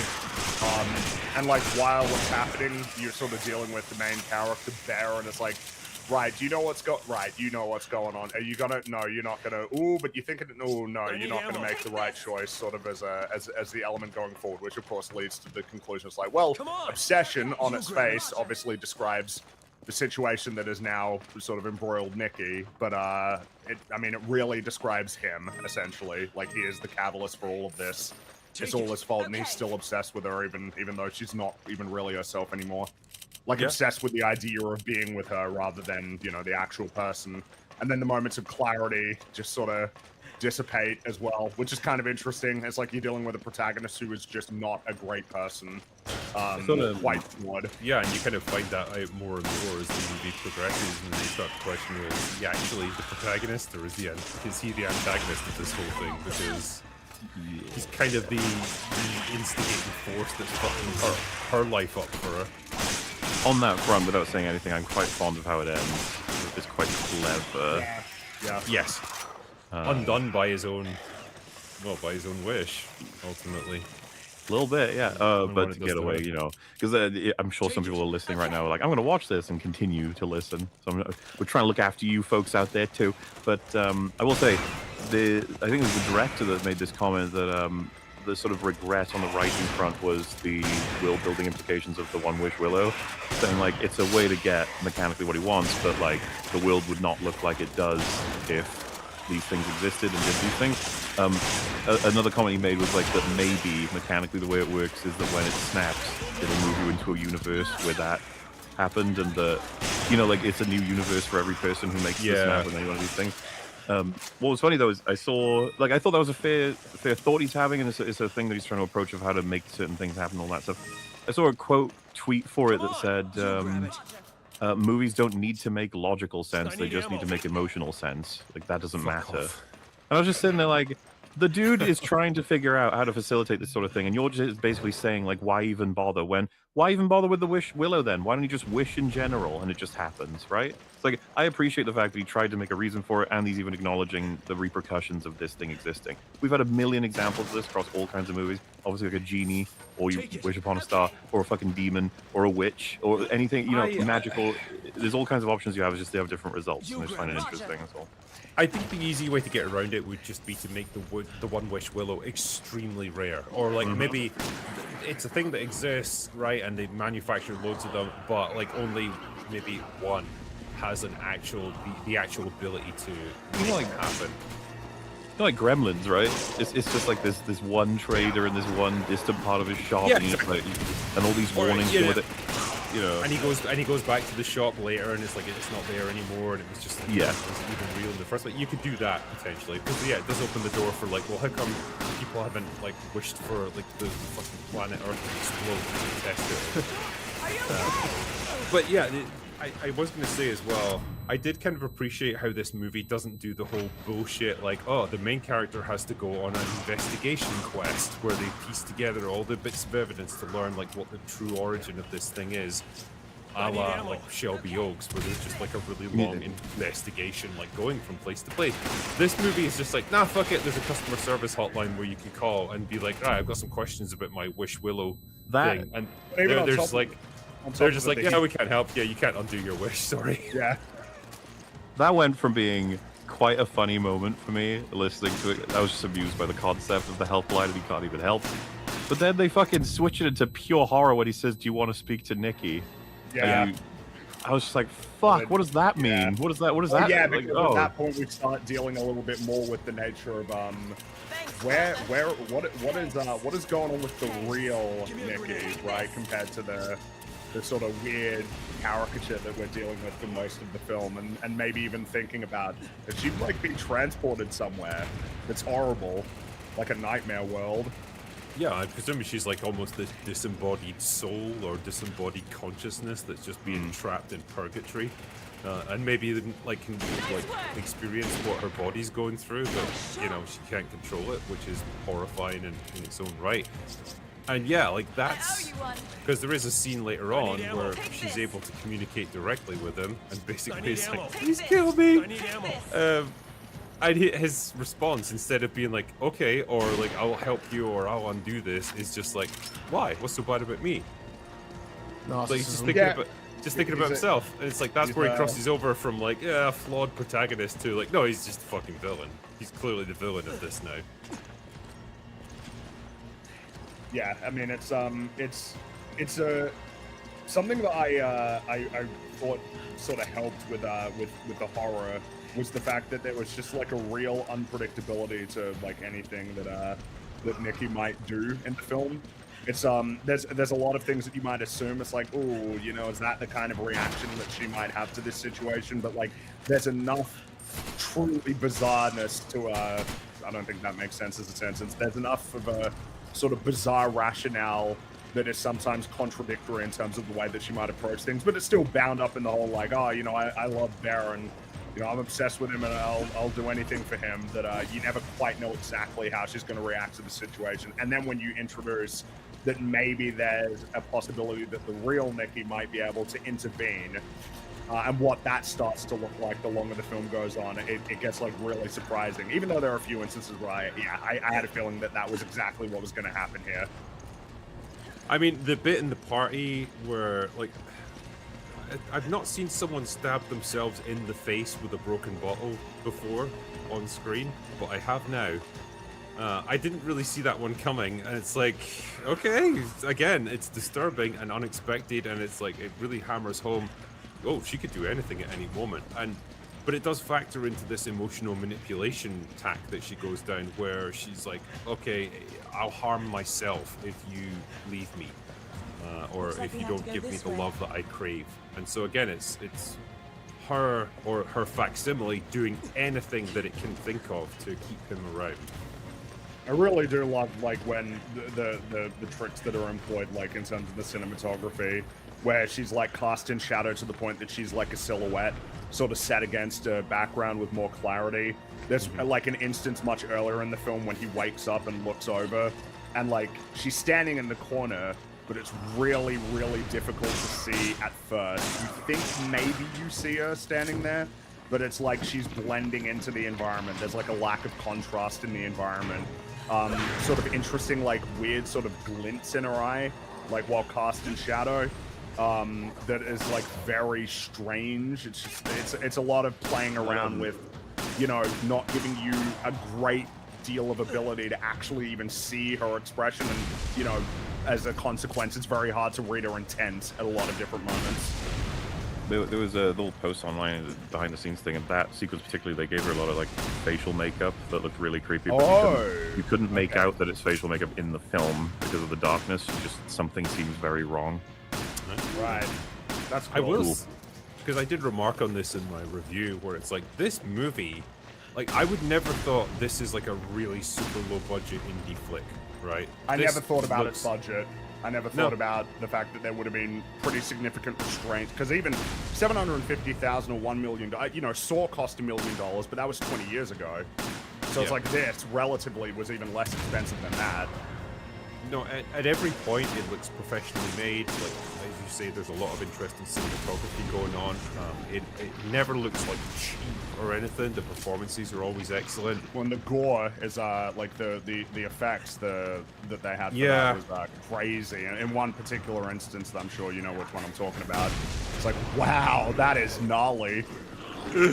Someone asked, like, is it funny? Like, there are properly funny scenes in it. Yes. Yeah. I mean, you guys might have seen the face, the frowny face for one particular scene. That seems to be an image that's going around. Very amusing when it appears on screen. But I think it's fascinating to contrast this with something like Shelby Oaks, where it's like, okay, I cut that bit of slack because I was like, okay, it's made by an amateur filmmaker essentially on a low budget, so like I don't expect it to look super competent or like, you know, high end. They had more money than they did. Well, that's what I was driving at, really. Yeah, he had way more money, and like it looks way worse. And you know, performances and writing and stuff is obviously its own thing. But it's like it's just weird, right? There's been so many successful YouTube theatrically released movies that have done really well. You know, like Iron Lung, a big success. This is a monumental success. I find it magic, like every time one of these happens, like Stuckman's just sitting there getting more and more mad. Like, You reminded me. why didn't people like Shelby Oaks? I think I saw a tweet recently that was highlighting how many, you know, YouTubers have made horror films that ended up being quite successful and liked, for, you know, to varying degrees, but, you know, generally being viewed well. And then somebody just quote tweeting, pointing out, like, man, Shelby Oaks just did nothing, just went nowhere, just died instantly. It's very true when you put it up against all these examples. And I think Backrooms is the directorial debut as well for the director of that Please one. be good. Please be good. It's probably going to be successful, even if it's not necessarily that great. Because the cool thing about that as well for it. is part of the film is created the same way he created his YouTube videos. So obviously now, even though he's doing a movie, you could do it all in a way better way. It gives the like the link to his work that obviously people that like his stuff will want to go and see in the movie. Anyway, I'll move on from that because I don't want to spoil things too much, but I will just finish by saying very much enjoyed Obsession, would recommend. It's probably one of the best horror films that we're going to get this year, but hopefully Backrooms is also going to be excellent, so yeah, it's a good time for horror movies.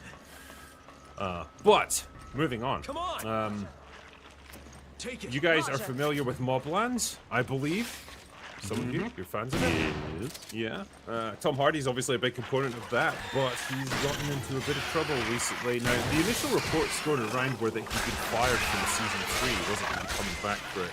Now it seems to have been softened to, like, they're in active negotiations with him to try and find a way. Well, that was bullshit.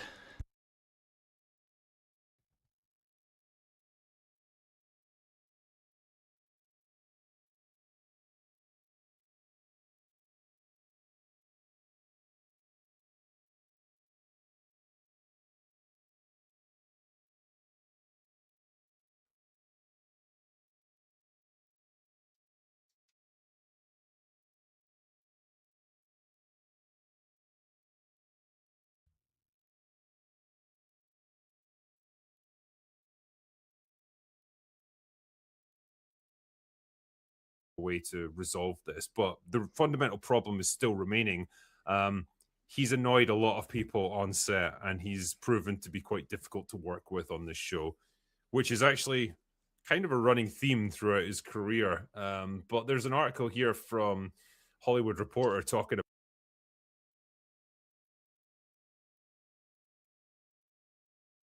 All right, we're gonna move on from open bar.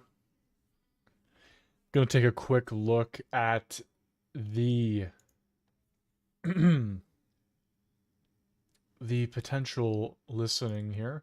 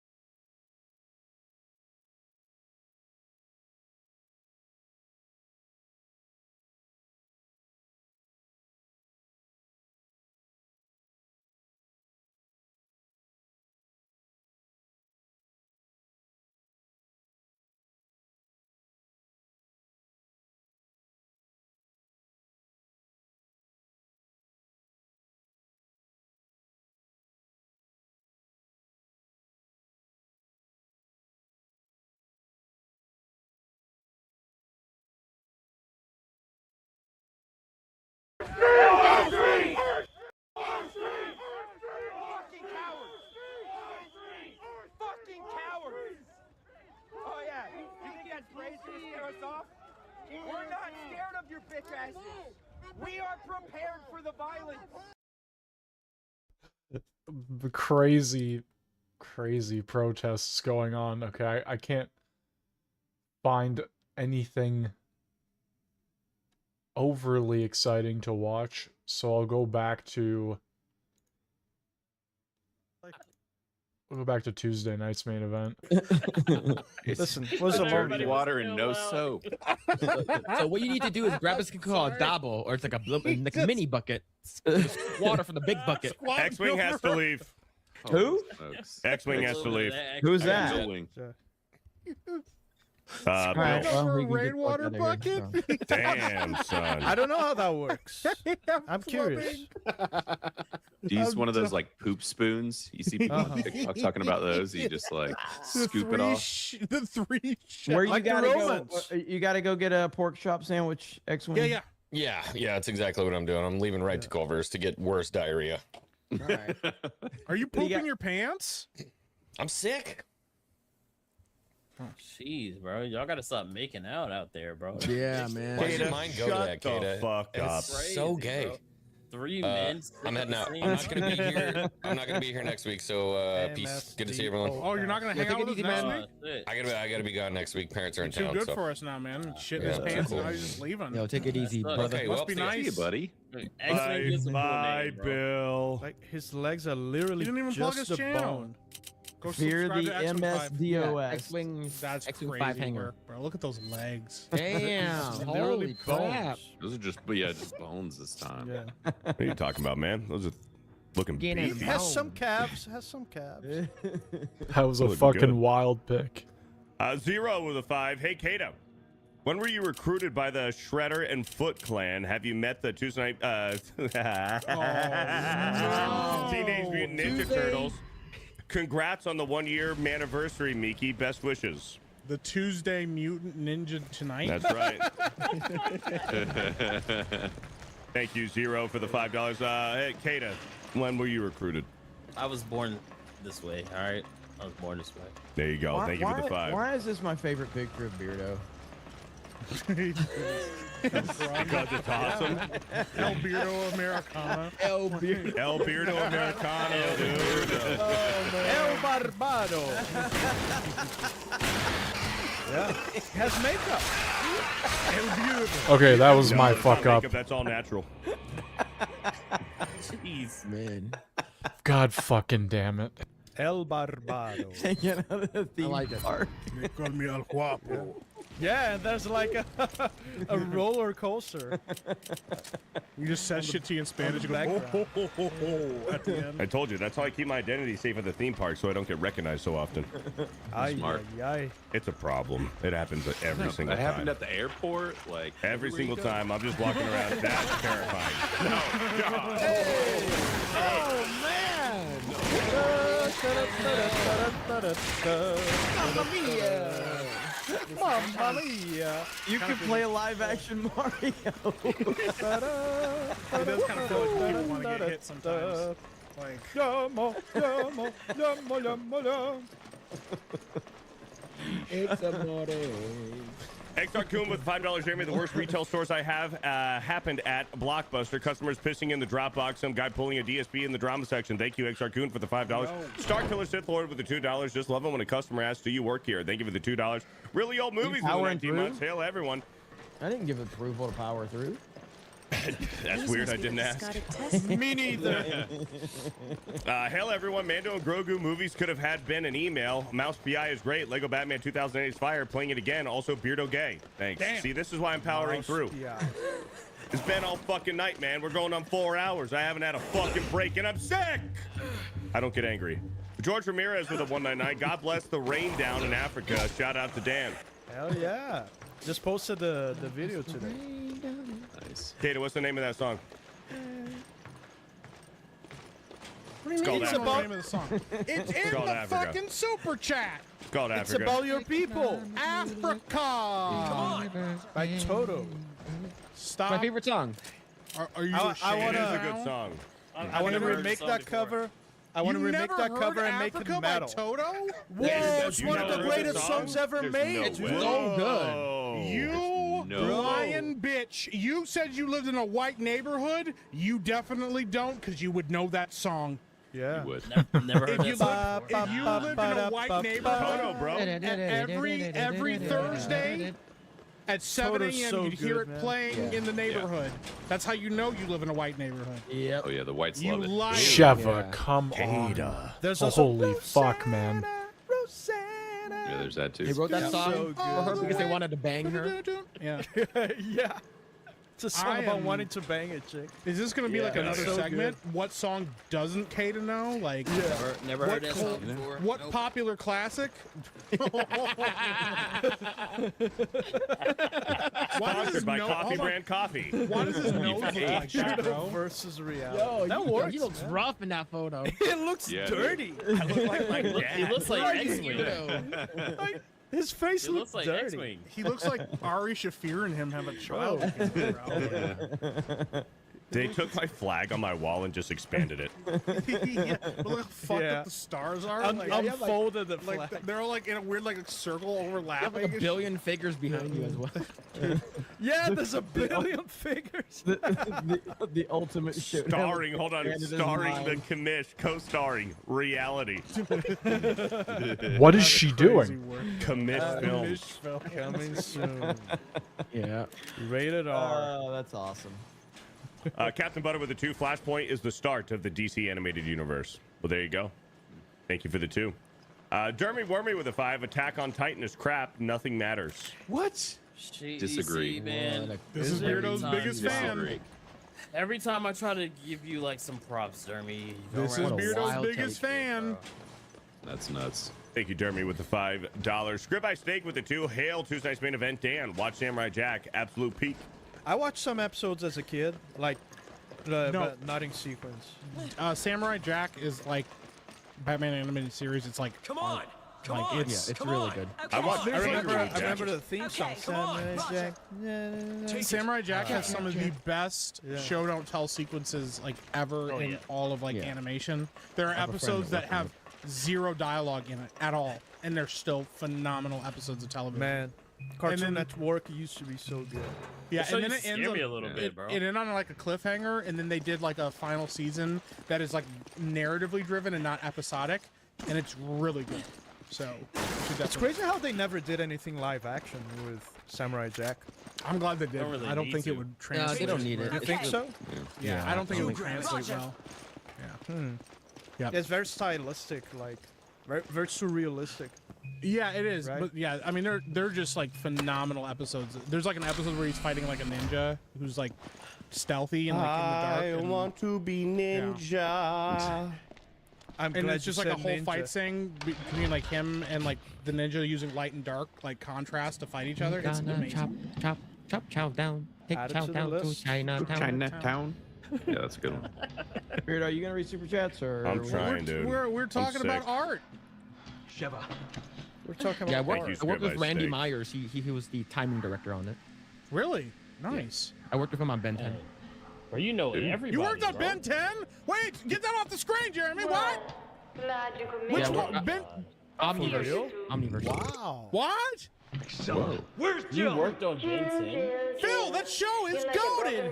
I'm uncredited because I was an intern during the time. I don't give a fuck. You worked on Why are you so famous? it. Yeah, it's pissing me off a little bit. No, you know what it is? It's the humility. It fucking disgusts me. Yeah, just out of nowhere, Phil Scott brings up like, "Hey, I worked on Star Wars." No bullshit like that. Back in the day when the GameCube was out, and I've told the story before, but like I was a beast at Mario Kart Double Dash, okay? And all of my friends, okay? And there was this Asian dude that started working there, okay? Yep. All right, we're all over at my house playing Mario Kart. This motherfucker sits down next to me, doesn't talk, beats the living fuck out of me, Trash. and would not talk shit. Which just was like, and it made me so mad. I'm like, dude, you could please tell me to go fuck myself. So noble. And then he just wouldn't. He's like, my work speaks for itself. I'm like, oh, you motherfucker. You're all Yeah, I'm about to physically attack you in this basement. I was just like, dude, can you please? And he just was like, work speaks for itself. I'm like, you piece of shit. What are you Strike me, damn it!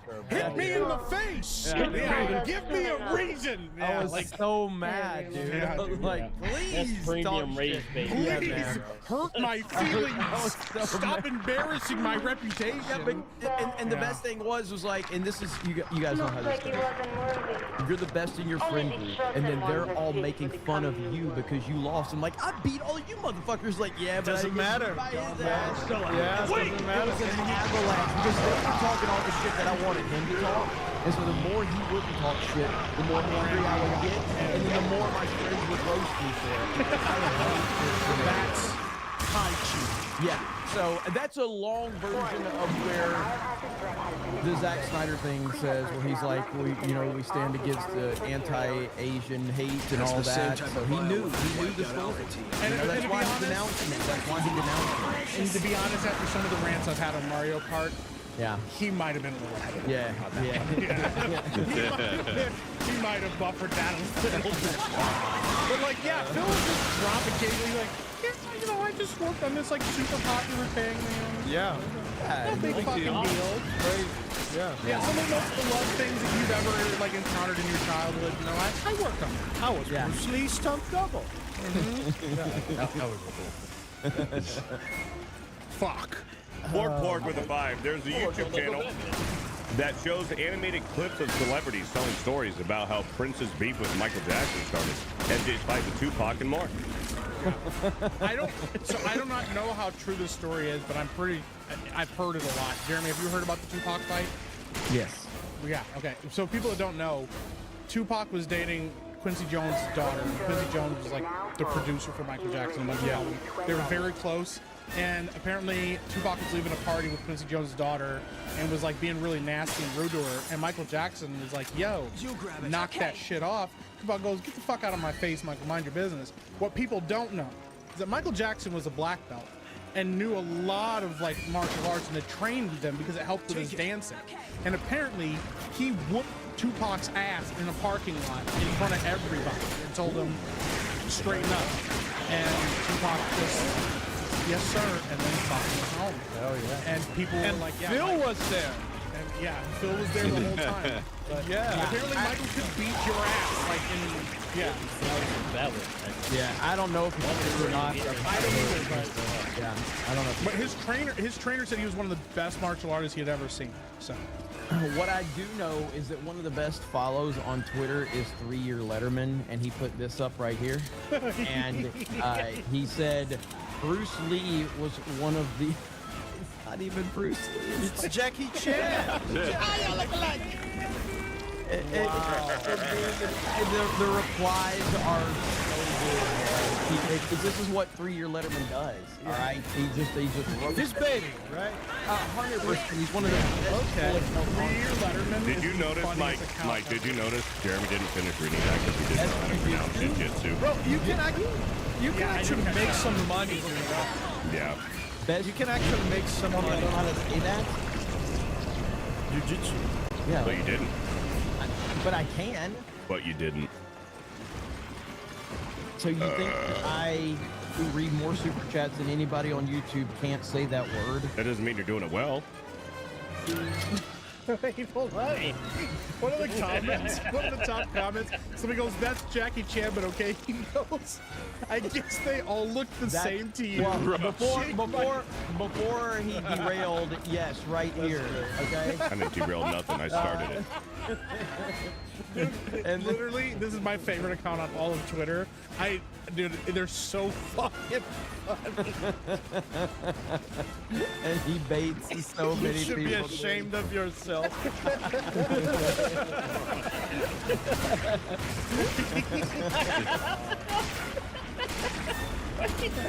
Forget Hulk. Bruce couldn't even beat up What's up, Brad Pitt. That's so fucked up, bro. Yeah, dude, 3-Year Letterman is so fucking. Dude, and yet he followed me. Did he really? Yeah, I'm legitimately jealous about that one. Yeah. Because he is one of the funniest accounts. It is an amazing account, man. And he's always talking about his financing a waterbed with all his money and shit. He's like, yeah, it's so obviously- good, man. Yeah, he's like, yeah, obviously you've never coached a little league team to report shit to people. It's so good, man. That and Justice So good. Dankula are like two of my favorite moments, like on Twitter. He told him he was gonna make women illegal. Yeah. By the way, you're a real Supreme Court justice talking like. Oh fuck! holy shit, man. Fucking love it. The internet's a great place. Thank you, Board Pord, for the $5. What up, Board Pord? Yeah, I just said that. Oh no! Why do you have to make it weird? Yeah, Jeremy. Why? He had a guy named Don Wenzel who's like got almost 1 million followers on Twitter. Goes as Jackie Chan. He goes, "Can you call yourself a best-selling author?" Oh, fuck. It's so bad. People that don't understand the internet are the funniest people on the internet. Yeah, dude. That's Al Meta. Beardo, you can read. Double Hawk with a $5. Like as a fellow FMA. What's that mean? Oh, there you go. Brotherhood, Full Metal Alchemist Brotherhood fan, would you agree Joe Tucker is the father of the year?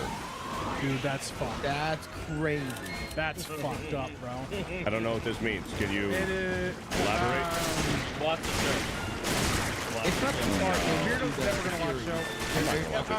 He is literally one of the worst characters in like all of fiction. He's a scientist and he does a thing in the show that is one of the most morally reprehensible things I've actually ever seen like on a television show. It is fucked. And that's why the show is fun. But Thank you, Double Hawk, with the $5. Cart Nancy with a $1.99. Check it out. Check it out. Cabretti's CH period movie synthwave songs. Check it out. Cabretti's channel, maybe movie synthwave songs. Thank you, Cart Nancy with the You guys know who 1.99. you know who 8-Bit Eric is, right? Yeah. whoa. What do you do now?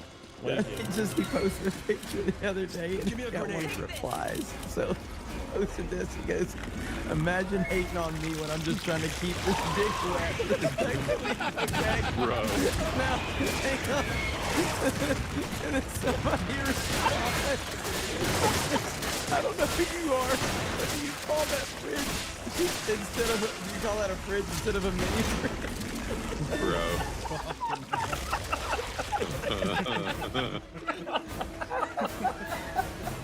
I love Eric, bro. He's so funny, man. He's so funny.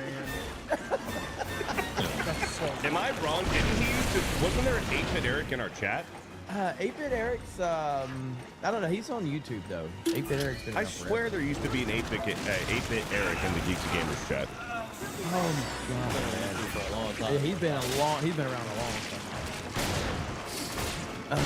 Hurry up, Vito. Is he short? He's taller than Jada. No, I'm actually taller than him. Are you really? You met him. You met in real life? Yeah.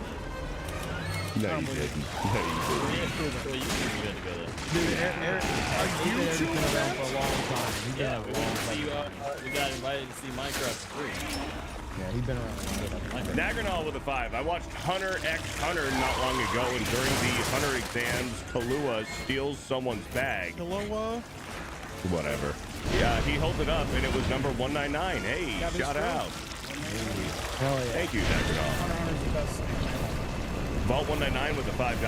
Girls und Panzer is best anime. World War II era tank-on-tank combat for sport. Highly recommended. Kid and adult friendly, plus the soundtrack is excellent. Thank you, Vault 199 for the $5. Polish Prince with the 5. Miki, are you and your wonderful husband, hot dude looking for epic Miki, doing anything special for Golf Alpha Yankee Pride Month? Happy anniversary. Oh, gay Pride Month. Thank you. Thank you for the $5. The Star Killer Sith Lord with the 5. Might catch heat for this, but Dragon Ball Z Kai is better than Z Dub. Also, Cooler, Revenge, and Return are two of the best Z films. The American soundtracks were Kino. I think Kai has people don't want to sit there and go through all the filler episodes. Some of that's nostalgia. People are like, I love that because I grew up with it, but yeah, I think the Kai is better paced. Kai is okay if you've never seen the original. Yeah, I grew up watching the ocean stuff, so like I like the ocean stuff. Also, chat, Hunter x Hunter is the best. So it's the Chimera Ant Arc is one of the best pieces of like art ever made. So I'll watch Hunter one day. One day. it's good, but it's the Chimera Ant Arc is one of the best art of all of animation. BC Wolf with the 46 Go ahead, months. That's a Kana. long time. So Rip is Dean, but for Geeks and Gamers, sure, I'd probably buy that for $1. Whole dollar? No. I need to watch Hunter. Yeah. No, watch Hunter x Hunter. I've never watched Hunter. Because I know it never finished, so I'm like, I'm not sure if I want to watch the thing that's unfinished. The Chimera Ant Arc is so fucking good. I got this crew to watch it, and he was like, "Yo, this is phenomenal." If you watch Attack on Titan, I'll watch it. When? Because I'll start it tonight. Whenever. I got 2 more episodes to go on Sons of Anarchy. My man, that's what I'm talking about. Wait, I got a bitch about Jax Teller, dude. I don't like Jax Teller, dude. Really? Don't like him? What?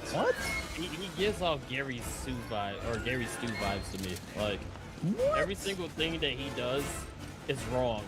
But it's just like everybody affirms him anyway, and it's like, oh, he's right in the end anyway. It's like, What are you talking about? Like, no, he like, you know, like, he fucks up, and everybody in his life ends up suffering. yeah, but they never make him feel bad about it. They just say, oh, well, you know, we love Jackson. It's okay, Jackson. It's like, no, it's not okay. Like, what you just did is fucked up, and you just got so-and-so killed because of it. Come like, on. There's multiple times that happens. So don't get me wrong, I still like him as a character. Yeah, but that's I the position of president. So like Clay did the same things, and Jax would question Clay, thinking Clay's making all these mistakes and getting people killed, and Clay was like, no, you don't understand, VP. And then he becomes Prez, and all of a sudden Jax is doing the same. He becomes Clay. That's the whole point. Yeah, I get it. And then everything he does to try, every time he tries to fix in a situation, he ends up making it worse, which leads to the end of the series and why he does what he does. So, because everything he does, he ends up getting everybody else hurt. That's the whole point. I disagree completely. I disagree completely that he's a Gary Sinise. I've rewatched it 3 times now, man. There's moments I watch it and I'm like, God, dude, like, somebody tell Jax he's a fucking moron. Besides Bobby, it's just Bobby that knows Jax. Man.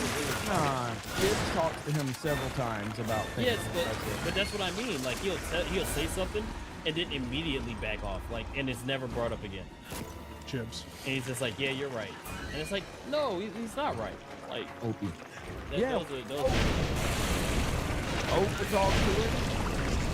They're like, That's not the point. It's about Opie used to talk to him all the time. He used to like check it. Yeah, you're just racist against white people. That's what this is all about. No. They put the blacks in there. They put the blacks in there. Yeah, no, I just disagree with you, man. It's still I think a great show. It is an absolutely seen great it in show. so long. It's amazing, dude. Every episode, when it gets to the end, I'm like, damn. Yeah. God, man, that's how you tell television right there. But Yeah, I mean, I would put Jax up there as like, one of the best TV characters ever. Like he's Really right cool. up there. So. Does he die? Sometimes Do you want me to spoil it? Yeah. I mean, you don't have to if you don't want to. I was just asking a question. It's fine. It's fine. Nah, y'all need to watch Sons of You need to watch. You need to watch it. It's a really good show. You need to watch it. It's that I'll good. just look it up. Now I gotta- See, unlike Beardo, I actually like it when people can experience a great show instead of me just telling you what happened. So, it's well worth it. It's one of the greatest TV shows ever made. Oh yeah. Go on Critic List and review Sons of Anarchy. Yeah. Do that. Laughing Man do says, that. shut up and read super chats, Beardo. That's from Laughing Man. It says this object. That's Laughing Man. Well, it says this object. Go follow me at Critical. Second most follow guy on Critical. Couple through Jeremy's spot. Yep. I'm actually close to fucking the The Skeleton King with the 2, not gonna lie, I thought Blaine was X-Wing this whole time. You and about 100 other people. Yeah. Thank you for the 2. Teddy M with a 5. Love Dan's magazine idea. My wife says Beardo should be the first centerfold in the new Geeks and Gamers magazine. I say Beardo gay. Hail the 199. So your wife is a fan, but you're not. Understood. Got it. Thank you, Teddy M, for the $5. Shout out. Steel Leg with a 199 says, does Mike need a steel leg to help him move faster? Yes. Thank you for the 199. Pee Poo Man with $1. Thank you. Andre CR with a 1,000. Jay, you lucky son of a bitch. That's not nice to go bitch. East Coast Toasty Boy with a 5. I was looking away, doing something on my computer, listening to Mike do his Rumble Wallet bit, only to look back and see that picture of Mike. Yeah. Thank you for the 5. Beardo's empty pickle jar with a 5. The quartering would like to passive-aggressively inform the Geeks and Gamers crew, meetups don't make money, you should ban your fans instead. Right. Thank you for the 5.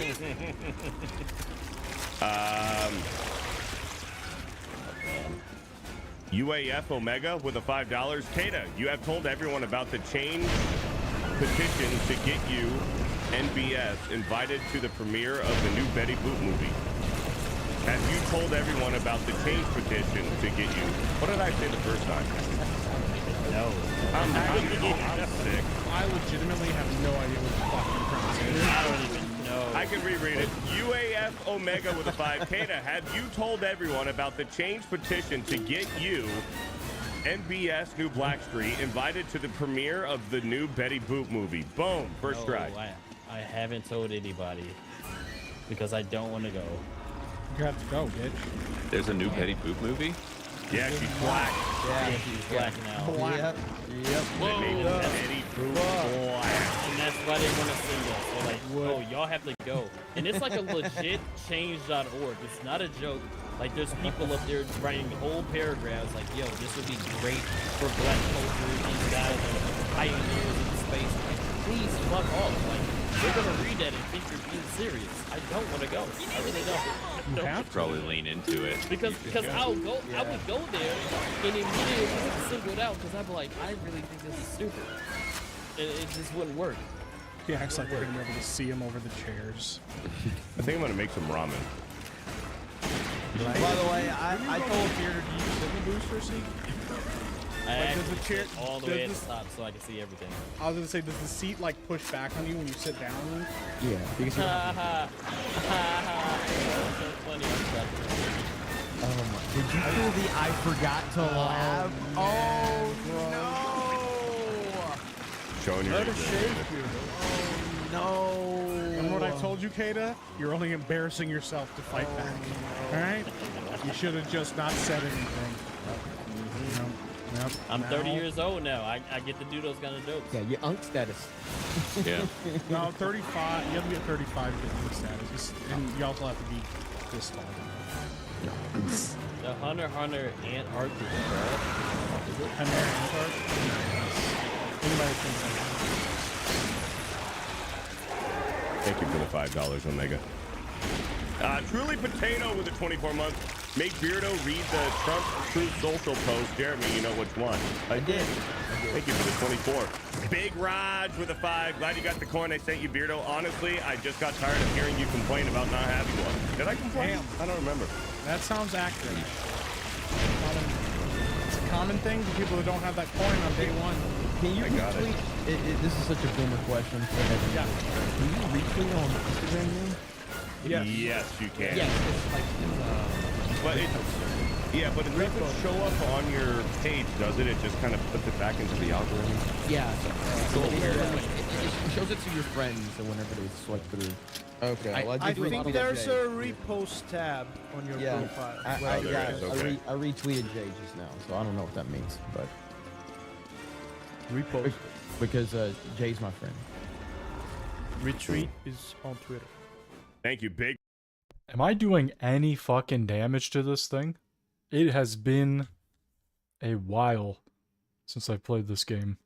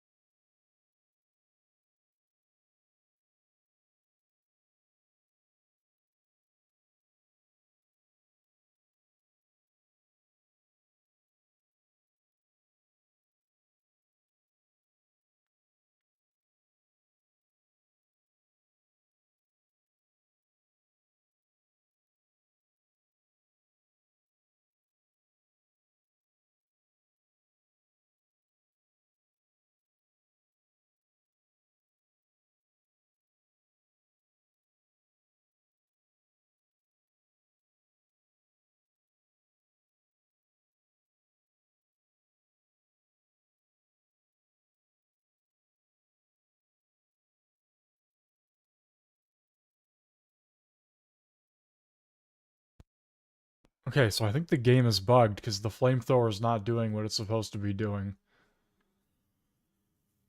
I guess I will just try to die. Big Raj for the super chat and for the Switch 2 coin. Antoine Haynes with the 10 months. I think the Geeks and Gamers magazine would add on to a Ripazine. Also to the short bald bet, Jay. Never mind. Fuck this guy. Damn, bro. Never mind. Eesh. He said, hey. Bobo Yogi with a $2 Toy Story 5 is a stupid name. That is good. Chuck L. Fuck with a 5. Reading is a skill. I postulate that Beardo will read so much he'll become the most literate member of Geeks and Gamers. His reading will no longer be perfunctory. Not bad, Beardo. Good job, little buddy. Thank you for the 5. The Star Killer with a $2. He-Man 2002 is the best version of He-Man. By the way, I told Beardo 4 hours, and we're 4 hours and 10 minutes. You didn't say jack shit. If this was my 2.5 hours, we're thanks. Chuck L. Fuck with the 2. Die Hard is a Christmas movie. I'm sick. No, it's not a Christmas we were movie. gonna get punished for last week. He didn't listen. I know. He doesn't understand. Perfunctory. I'm gonna be Franker with a $2.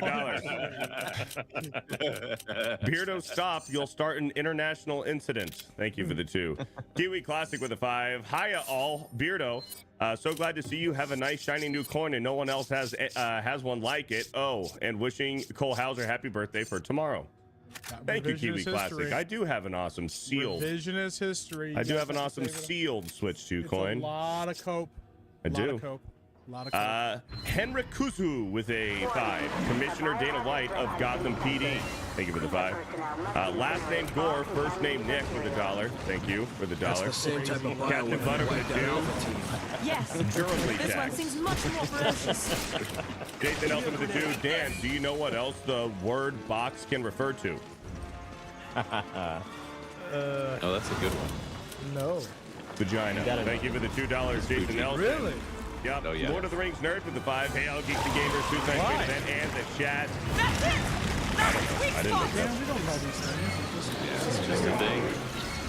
Yeah. Thank you for all the many laughs today. Last week, my father suddenly passed away, and it's been a very hard week. Oh man. Sorry to hear that, Lord of the Rings nerd. You've been watching us for a long time, man. So we're sorry to hear that. Prayers up in the chat if you're still here. Yeah. I know that was Peace a and little peace. bit earlier, but prayers up for you, brother. I couldn't even imagine that, bro. I'm sorry. And to follow that up, we have Durka with a $1. Thank you. Is that a Beardo face? That looks Yep. like Beardo. Yep. Phil Mike Kraken with a $5. UFC has no commissioner. Dana White is president and CEO early on. Jeff Blatnick held the title historically. Beardo's wrong. No, I think you're wrong. But thank you for the 5. I don't know. Dan Vicious with a $2 says Rumble. Question mark. Fuck, we do have Rumbles. Somebody else want to read those? I Whenever tried, pull but it up, they don't Ministry of Wrong populate, Think bro. with the 10. Please, Tree Bear, I I'll already do read anything. that one, Beardo. no, he didn't. Yes, I did. Okay, I'll read it again. Ministry of Wrong Think with the 10. Please, Tree Bear, I'll do anything. I'll fucking. Oh, yeesh.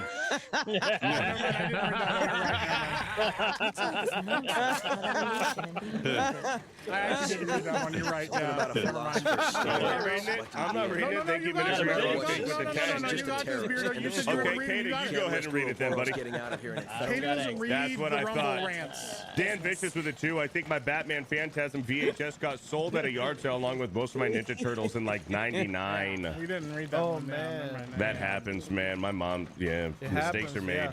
Mistakes are made sometimes.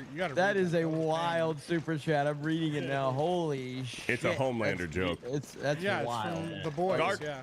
Wow. Dark Red Knight with $1. Some of my favorite anime are Baki, Keegan, Ashura, Naruto, and Dragon Ball Z.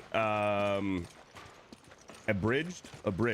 Thank you Yeah, for Dragon Ball Z the Abridged is $1. good. It's Very hilarious. good. Derek Beller with $1. Hello, skinny Jeremy. I was one of 8 people in the theater watching Mando and Grogu over the weekend, but I had to order tickets early for my Backrooms Friday because the theater is nearly sold out.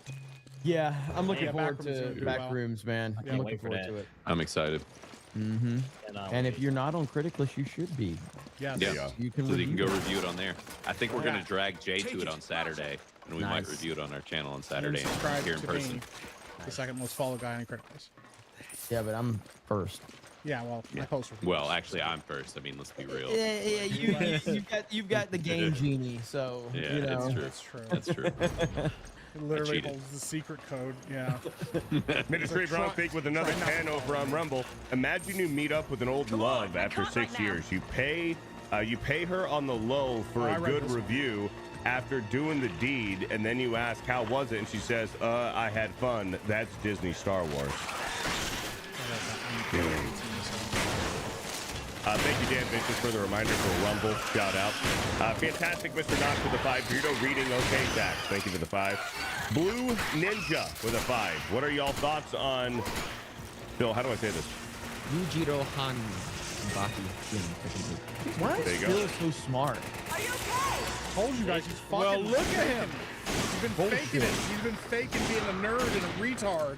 He's a smart person, and he's successful. I wouldn't say that. And he worked on Ben 10. And he worked on Ben 10. He worked on He's Marvel cool. Rivals. He's actually cool. He's smart. He's He worked on successful. Super Mario Brothers.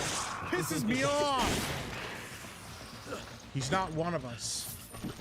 You worked on the I'm a Mona Lisa. spy. His brain works like a normal person. I'm a Get him out. He's a Mossad. Could be. Not Thank mentally you, Blue handicapped. Ninja. What are our thoughts on your massage? Hanma with Technique? What are we thinking, Bush? Right now. I think it's a cool guest. I think it's a cool guest character. Nagranol says you skip my super chat on Kick. I'm sorry, Jeremy. I cannot believe that Beardo did that. On behalf of Beardo, we apologize. We apologize. He's a known scumbag. Is it Trump turnip salesman? Is that what it is? It's for 500 kids.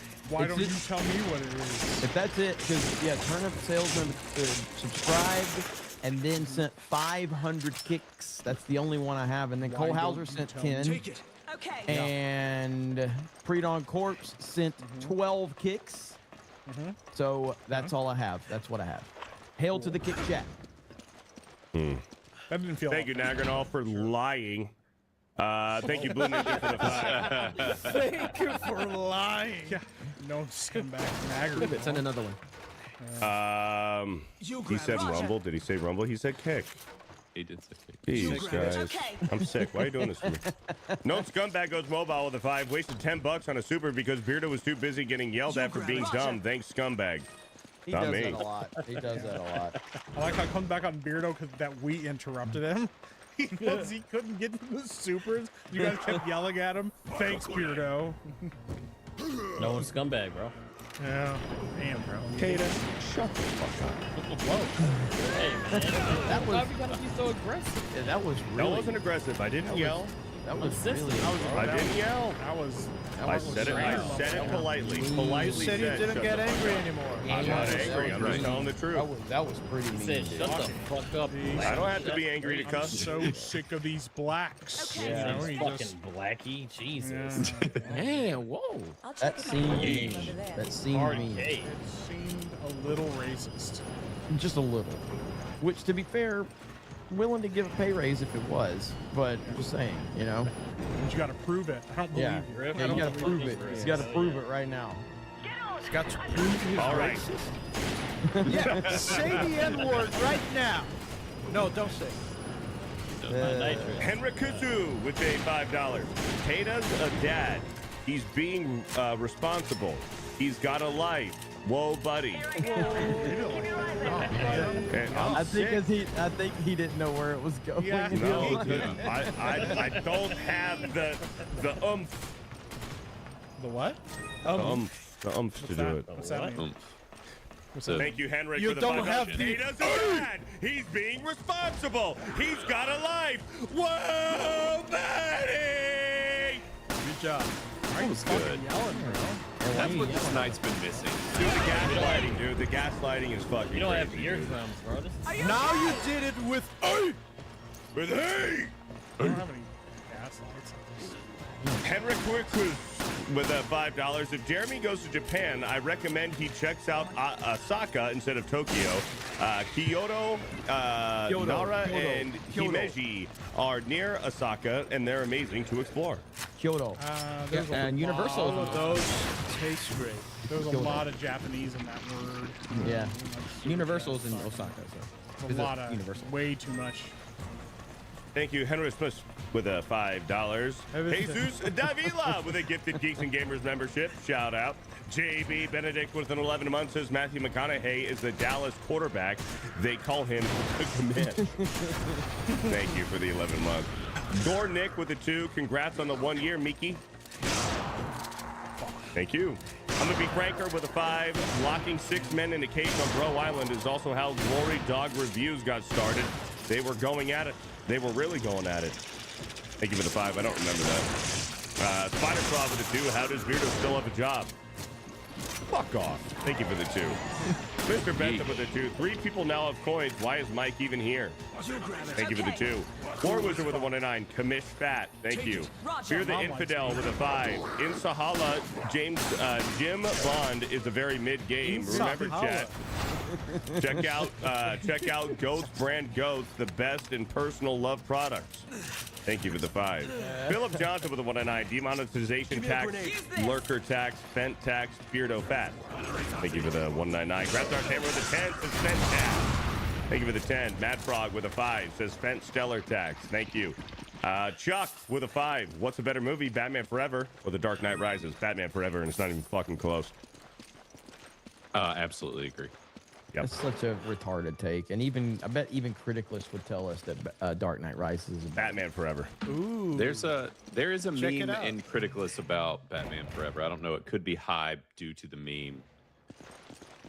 Let's Thank see you, here. Chuck, with the 5. Batman Forever have? Yeah, let's go ahead and pull it up. Yes, Batman or Dark Knight Rises has a higher score on criticalists than Batman Forever. Rigged. Batman Forever is a 66. Yep. Dark Who did Knight's that? Dark Knight Rises would be like a 75. Was that Kada? You guys hear that? Yeah. Yeah, he's doing karate in his basement. Take it. He was stretching. They're not far off. It's only a 72. They're not too far off. Thanks, Had to scream partner. the pain off. Give me an herb. That sounds like some coke. You got to do what? Scream the pain off? Yeah, because I hit my knee on the way outside to get my food. Oh no. Damn. He's just like, that's how you know he's not in a white neighborhood, because he's outside going, "Arr!" And he just thinks that that's like acceptable behavior for like being a neighbor. No shit. Look at that. What are they going to do to me?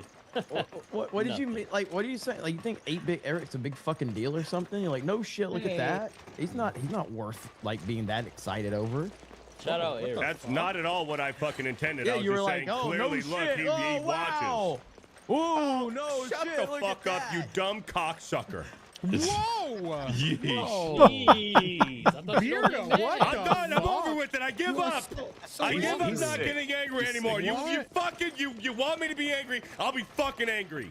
Dude, Hey, you were Big doing Eric, so well. Hey, 8-Bit Eric follows me on Twitter. Shout out! Look at Eric's a good dude. that! Eric's a good That's dude, awesome. man. He's a good dude. Hey. He I'm follows just me saying, on- hey, look at that, because we were just talking about him. He found it. He was clearly watching. He quote tweets it. I was like, look at that. That's cool. Clearly watched. Somebody tagged him. Beardo, does Yeah. he follow you? It doesn't mean he was watching. Beardo, does he follow you I on fucking X? swear. Let me find Does he out. follow- Follow me on Twitter. follows me on X. I don't even know if I follow him. Well, why not? I'm figuring it out. I don't follow him, but I am now. Why do you Does he fucking follow hate you? Eric? Does he follow you? No, I didn't follow him either. That's crazy, bro. I can't Eric, believe Eric, follow don't me. Follow It's him. fine. Don't Oh, That's you don't crazy follow work, our bro. Asian Eric? What the fuck? He's so humble, though. He's too racist. humble. Dude, you know what? I wasn't gonna stream Lego Batman tonight. I think I'm gonna. But you're sick. You're sick. Yeah, he's been complaining about how Yeah, I'll tired he take is some all night. medicine. He's like, fuck it, I'm gonna stream. This is what you guys done to me. Yeah, this is what you guys fucking deserve. I'm gonna stream tonight. Why didn't you take some medicine for this stream? Because I don't care about it that much. Truth is out there. I'm gonna prove to you guys how sick I am. I'm gonna Yeah. stream You wanna see more. how sick I am? Yeah. I don't know. I'm probably not gonna stream tonight. Maybe I He will. fires it up and he just falls asleep on stream. He's just like, Yeah. He takes the pool. He's like, blanket. That's a stupid thing to do. Probably make more money than he's made forever if he just falls asleep for like 12 hours. He'd make a ton of money. yeah. And a lot of I memes. don't know why you would say that.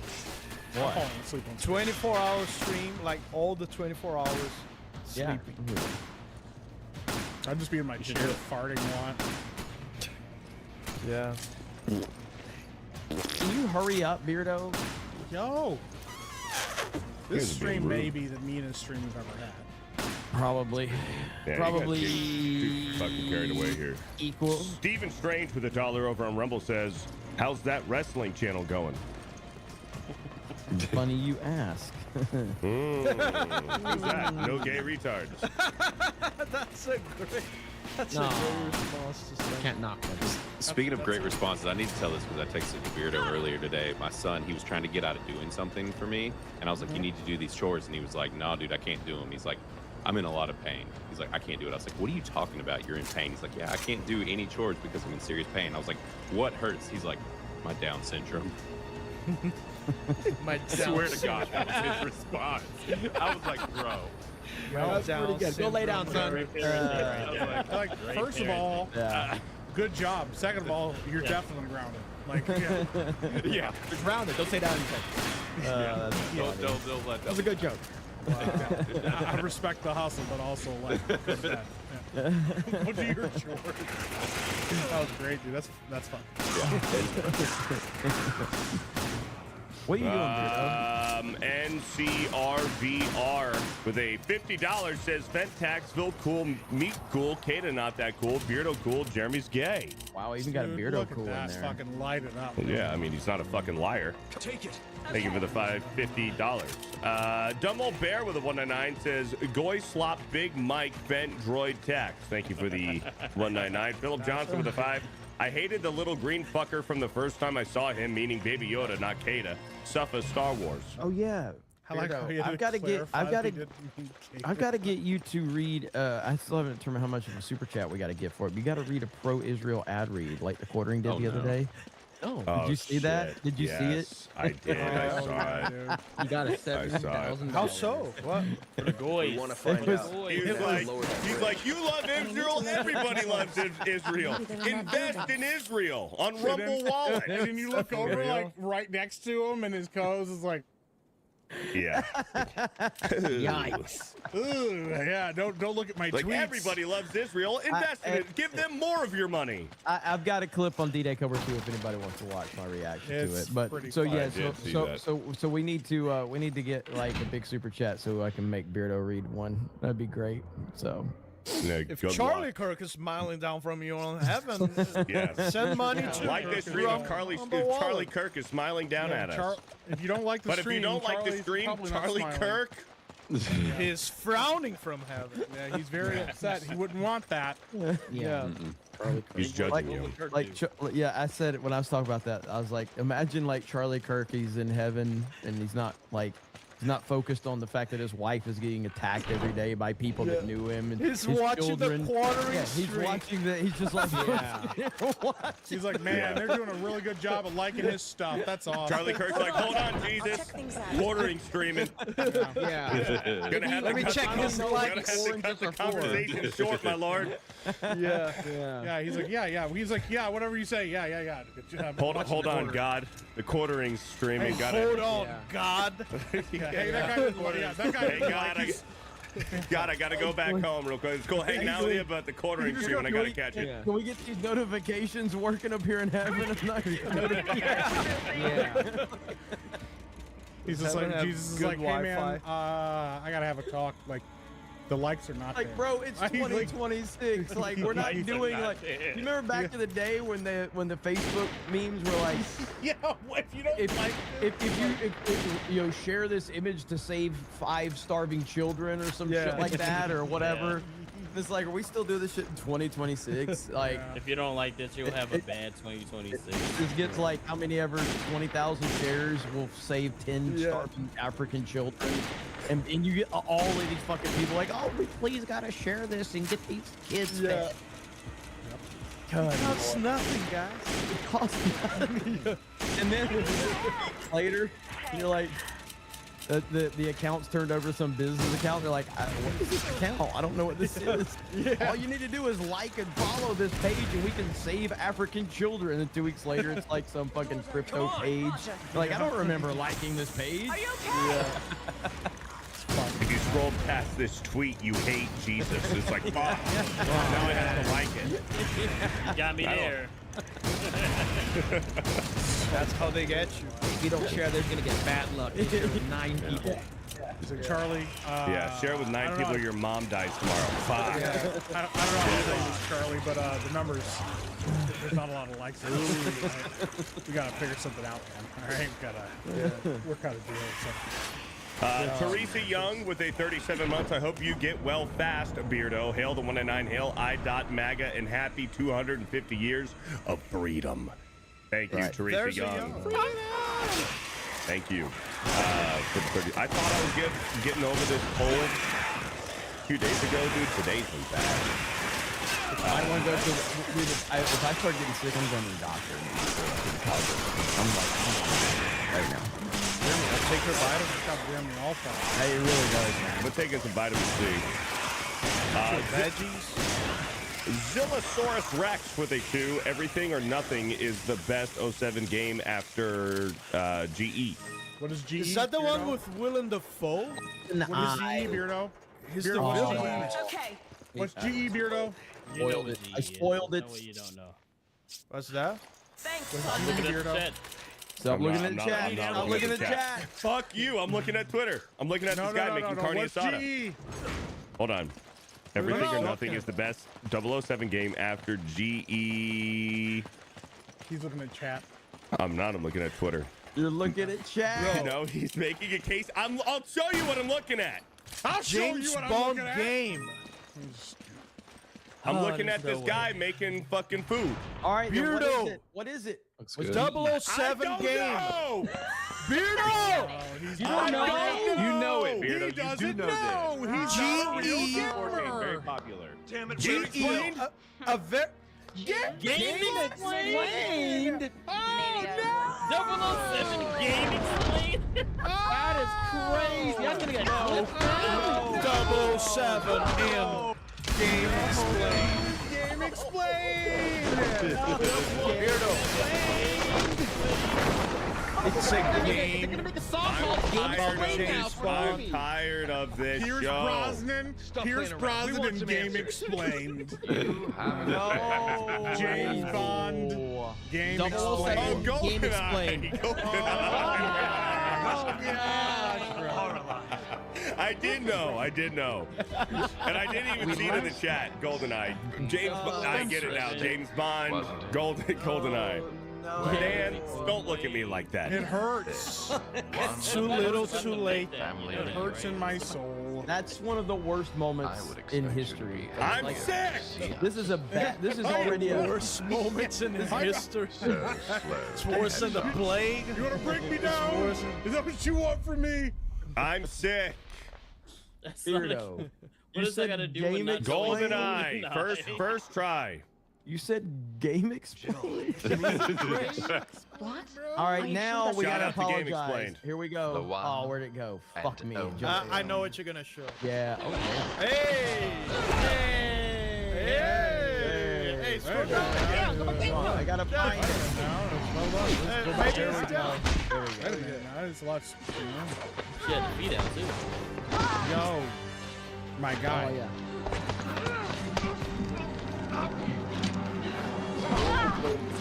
Listen to him. Let's finish this once and for all. I think the odds are fair. 2 on 2. Right, Jill. The whole time. Oh, watch. Here we go, watch it. 7 minutes. 7 minutes is all you spend to play with. Damn right, play it. Damn right, play it. Come on, Will, watch it. Watch it. Hey. Woo. Oh, yeah. Woo. Yeah. No, bring it up, play it. Oh, play it up, play it.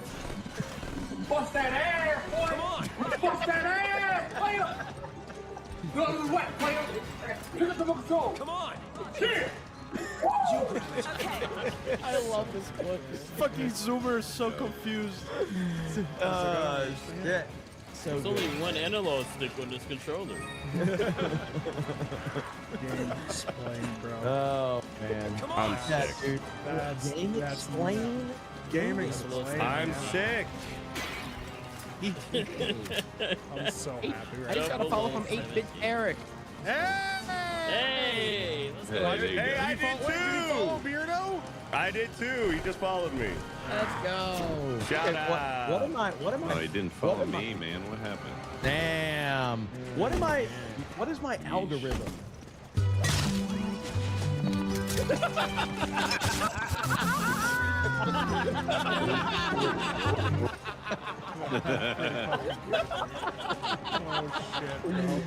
One more. That's great.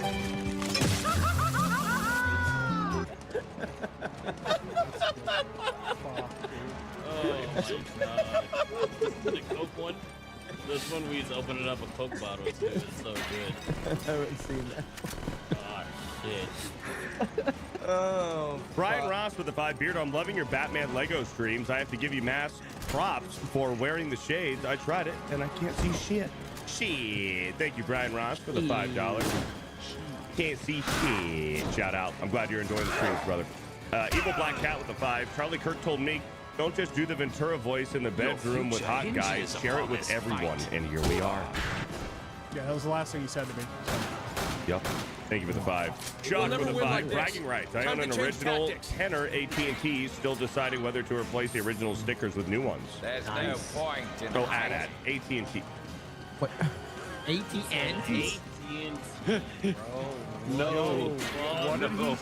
What are we doing? Here's the thing, if I didn't correct myself, none of you guys would even notice. AT&T. Sure I heard it. It's insane. Are you sure think- about that? I think Beard is really sick. He's sick. Yeah, that's what it is. Chuck with a 5. Bragging rights. I own an original Kenner AT-AT or AT-AT or all-terrain vehicle. Still deciding whether to replace the original stickers with new ones. Thank you, Chuck. I'm sorry I Being fucked sick. up your super chat. You homosexual? What? Whoa. What? Hey. What's the game this from? Thank you for the 5. John Wayne with a 2. Dan, window and door screens exist for a reason. Thank you for the 2. Andre CR with 1,000 says, Baldo Mayer doesn't care about the chat. Shaking my head. That's Death of Marco with a 2. Nice to see your hair growing back, Shady. Thank you for the 2. Andre CR with a 2,500. Baldo, why do you submit your grandma to bro soyance? Don't you love your grandma? You watch too, bitch. Thank you. Taker with a 5. Jeremy, this is the link. What? How are we supposed to click on that? Jeremy, this is the link. Watch. Quarter Black Garrett's Undertaker and QPGs. I'm assuming that's Quarter Black Copy Garrett. that. You type youtube.com/ and you copy that and paste. Can we get Beardo to recreate this moment right here, please? Please. That gets blown out of it. ATSTs, ATS. But now that your partner has arrived, I'll leave you to AT&T. Come on, Jill. Get yourself Angie together, Blanket with wake 11 up. months. This kind of stuff Jill does not Valentine. happen on Can Man streams. You have 1 week to find the blanket, Beardo. Thank you, Angie. I will find it. Thank you for the 11 months. Andre CR with a 10,000. Fear the Still pimp. resisting at such an Hashtag pimpin' ain't advanced easy. age. You're welcome. Commendable. Angie Blanket with a 10 says the behavior you are portraying right now is why I call No you more a time for peacock. games, Chris. I've got Fucking work to do. damn. Have fun watching Jill suffer. Ministry of Wrong Thing with the 10. Call me crazy, but maybe Bungie old Yellowing Destiny 2 had something to do with Sony's earnings call the other month, where they readjusted Bungie's estimated value by $765 million. Yeah, Destiny 2 is done. Right? Good. Over. Yeah. Hayden Wayne with the 40 months, traveling to and from work on Tuesdays now. The show started when I left to drive home. I'm going to need you guys to do another 6 hours tonight. All right, we can do that. And that's what I we're played going the to do. first one. All right, well, this Thank is you. for Elite Neo, so this can help. This can help a little bit. So here we go. Elite Neo. Here we go.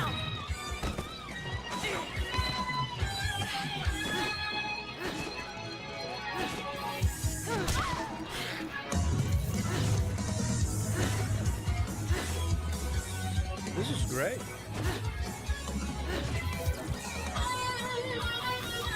Oh, that's good.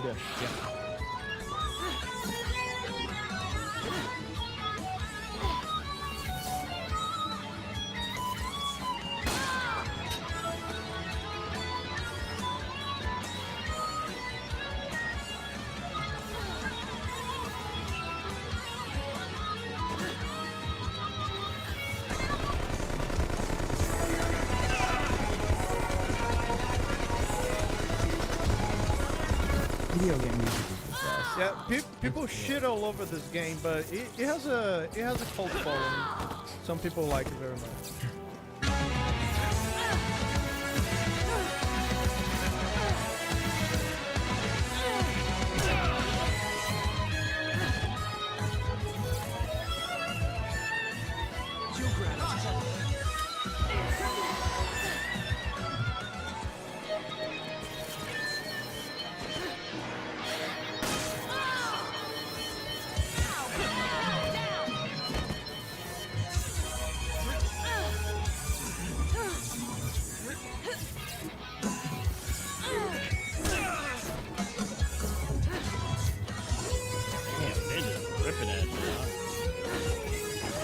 That's awesome. Good shit. It's good. Great shit. Hell yeah. Somebody was just making that for a video game one day, bro. Right. That's how Does it Dan happens. like this game? I know the history of the game behind the scene stuff, but I never played. What does that mean? It means what I just said. Damn. Yeesh. Maybe you should listen to me. That was sassy. Dan just said this right here. All right. There we go. That's what he said. So. All right, Beardo, you gonna hurry up? Windows or on your just gonna house. stay- Yeah, I'm thinking about what I should make for dinner tonight. We're gonna push to 5 hours. Eat soup. You're sick. Yeah, I'm gonna have soup. You have Yeah. to. Chill. I was thinking of some like Soup's teriyaki great. rice and chicken or something. That's not what sick people eat. They eat soup. Yeah, but I'm built different. God so you're not sick? 1313 with a $2 says, "Now I know why my wife watches this. No more." This show? What does that even mean? Oh, because of Dan.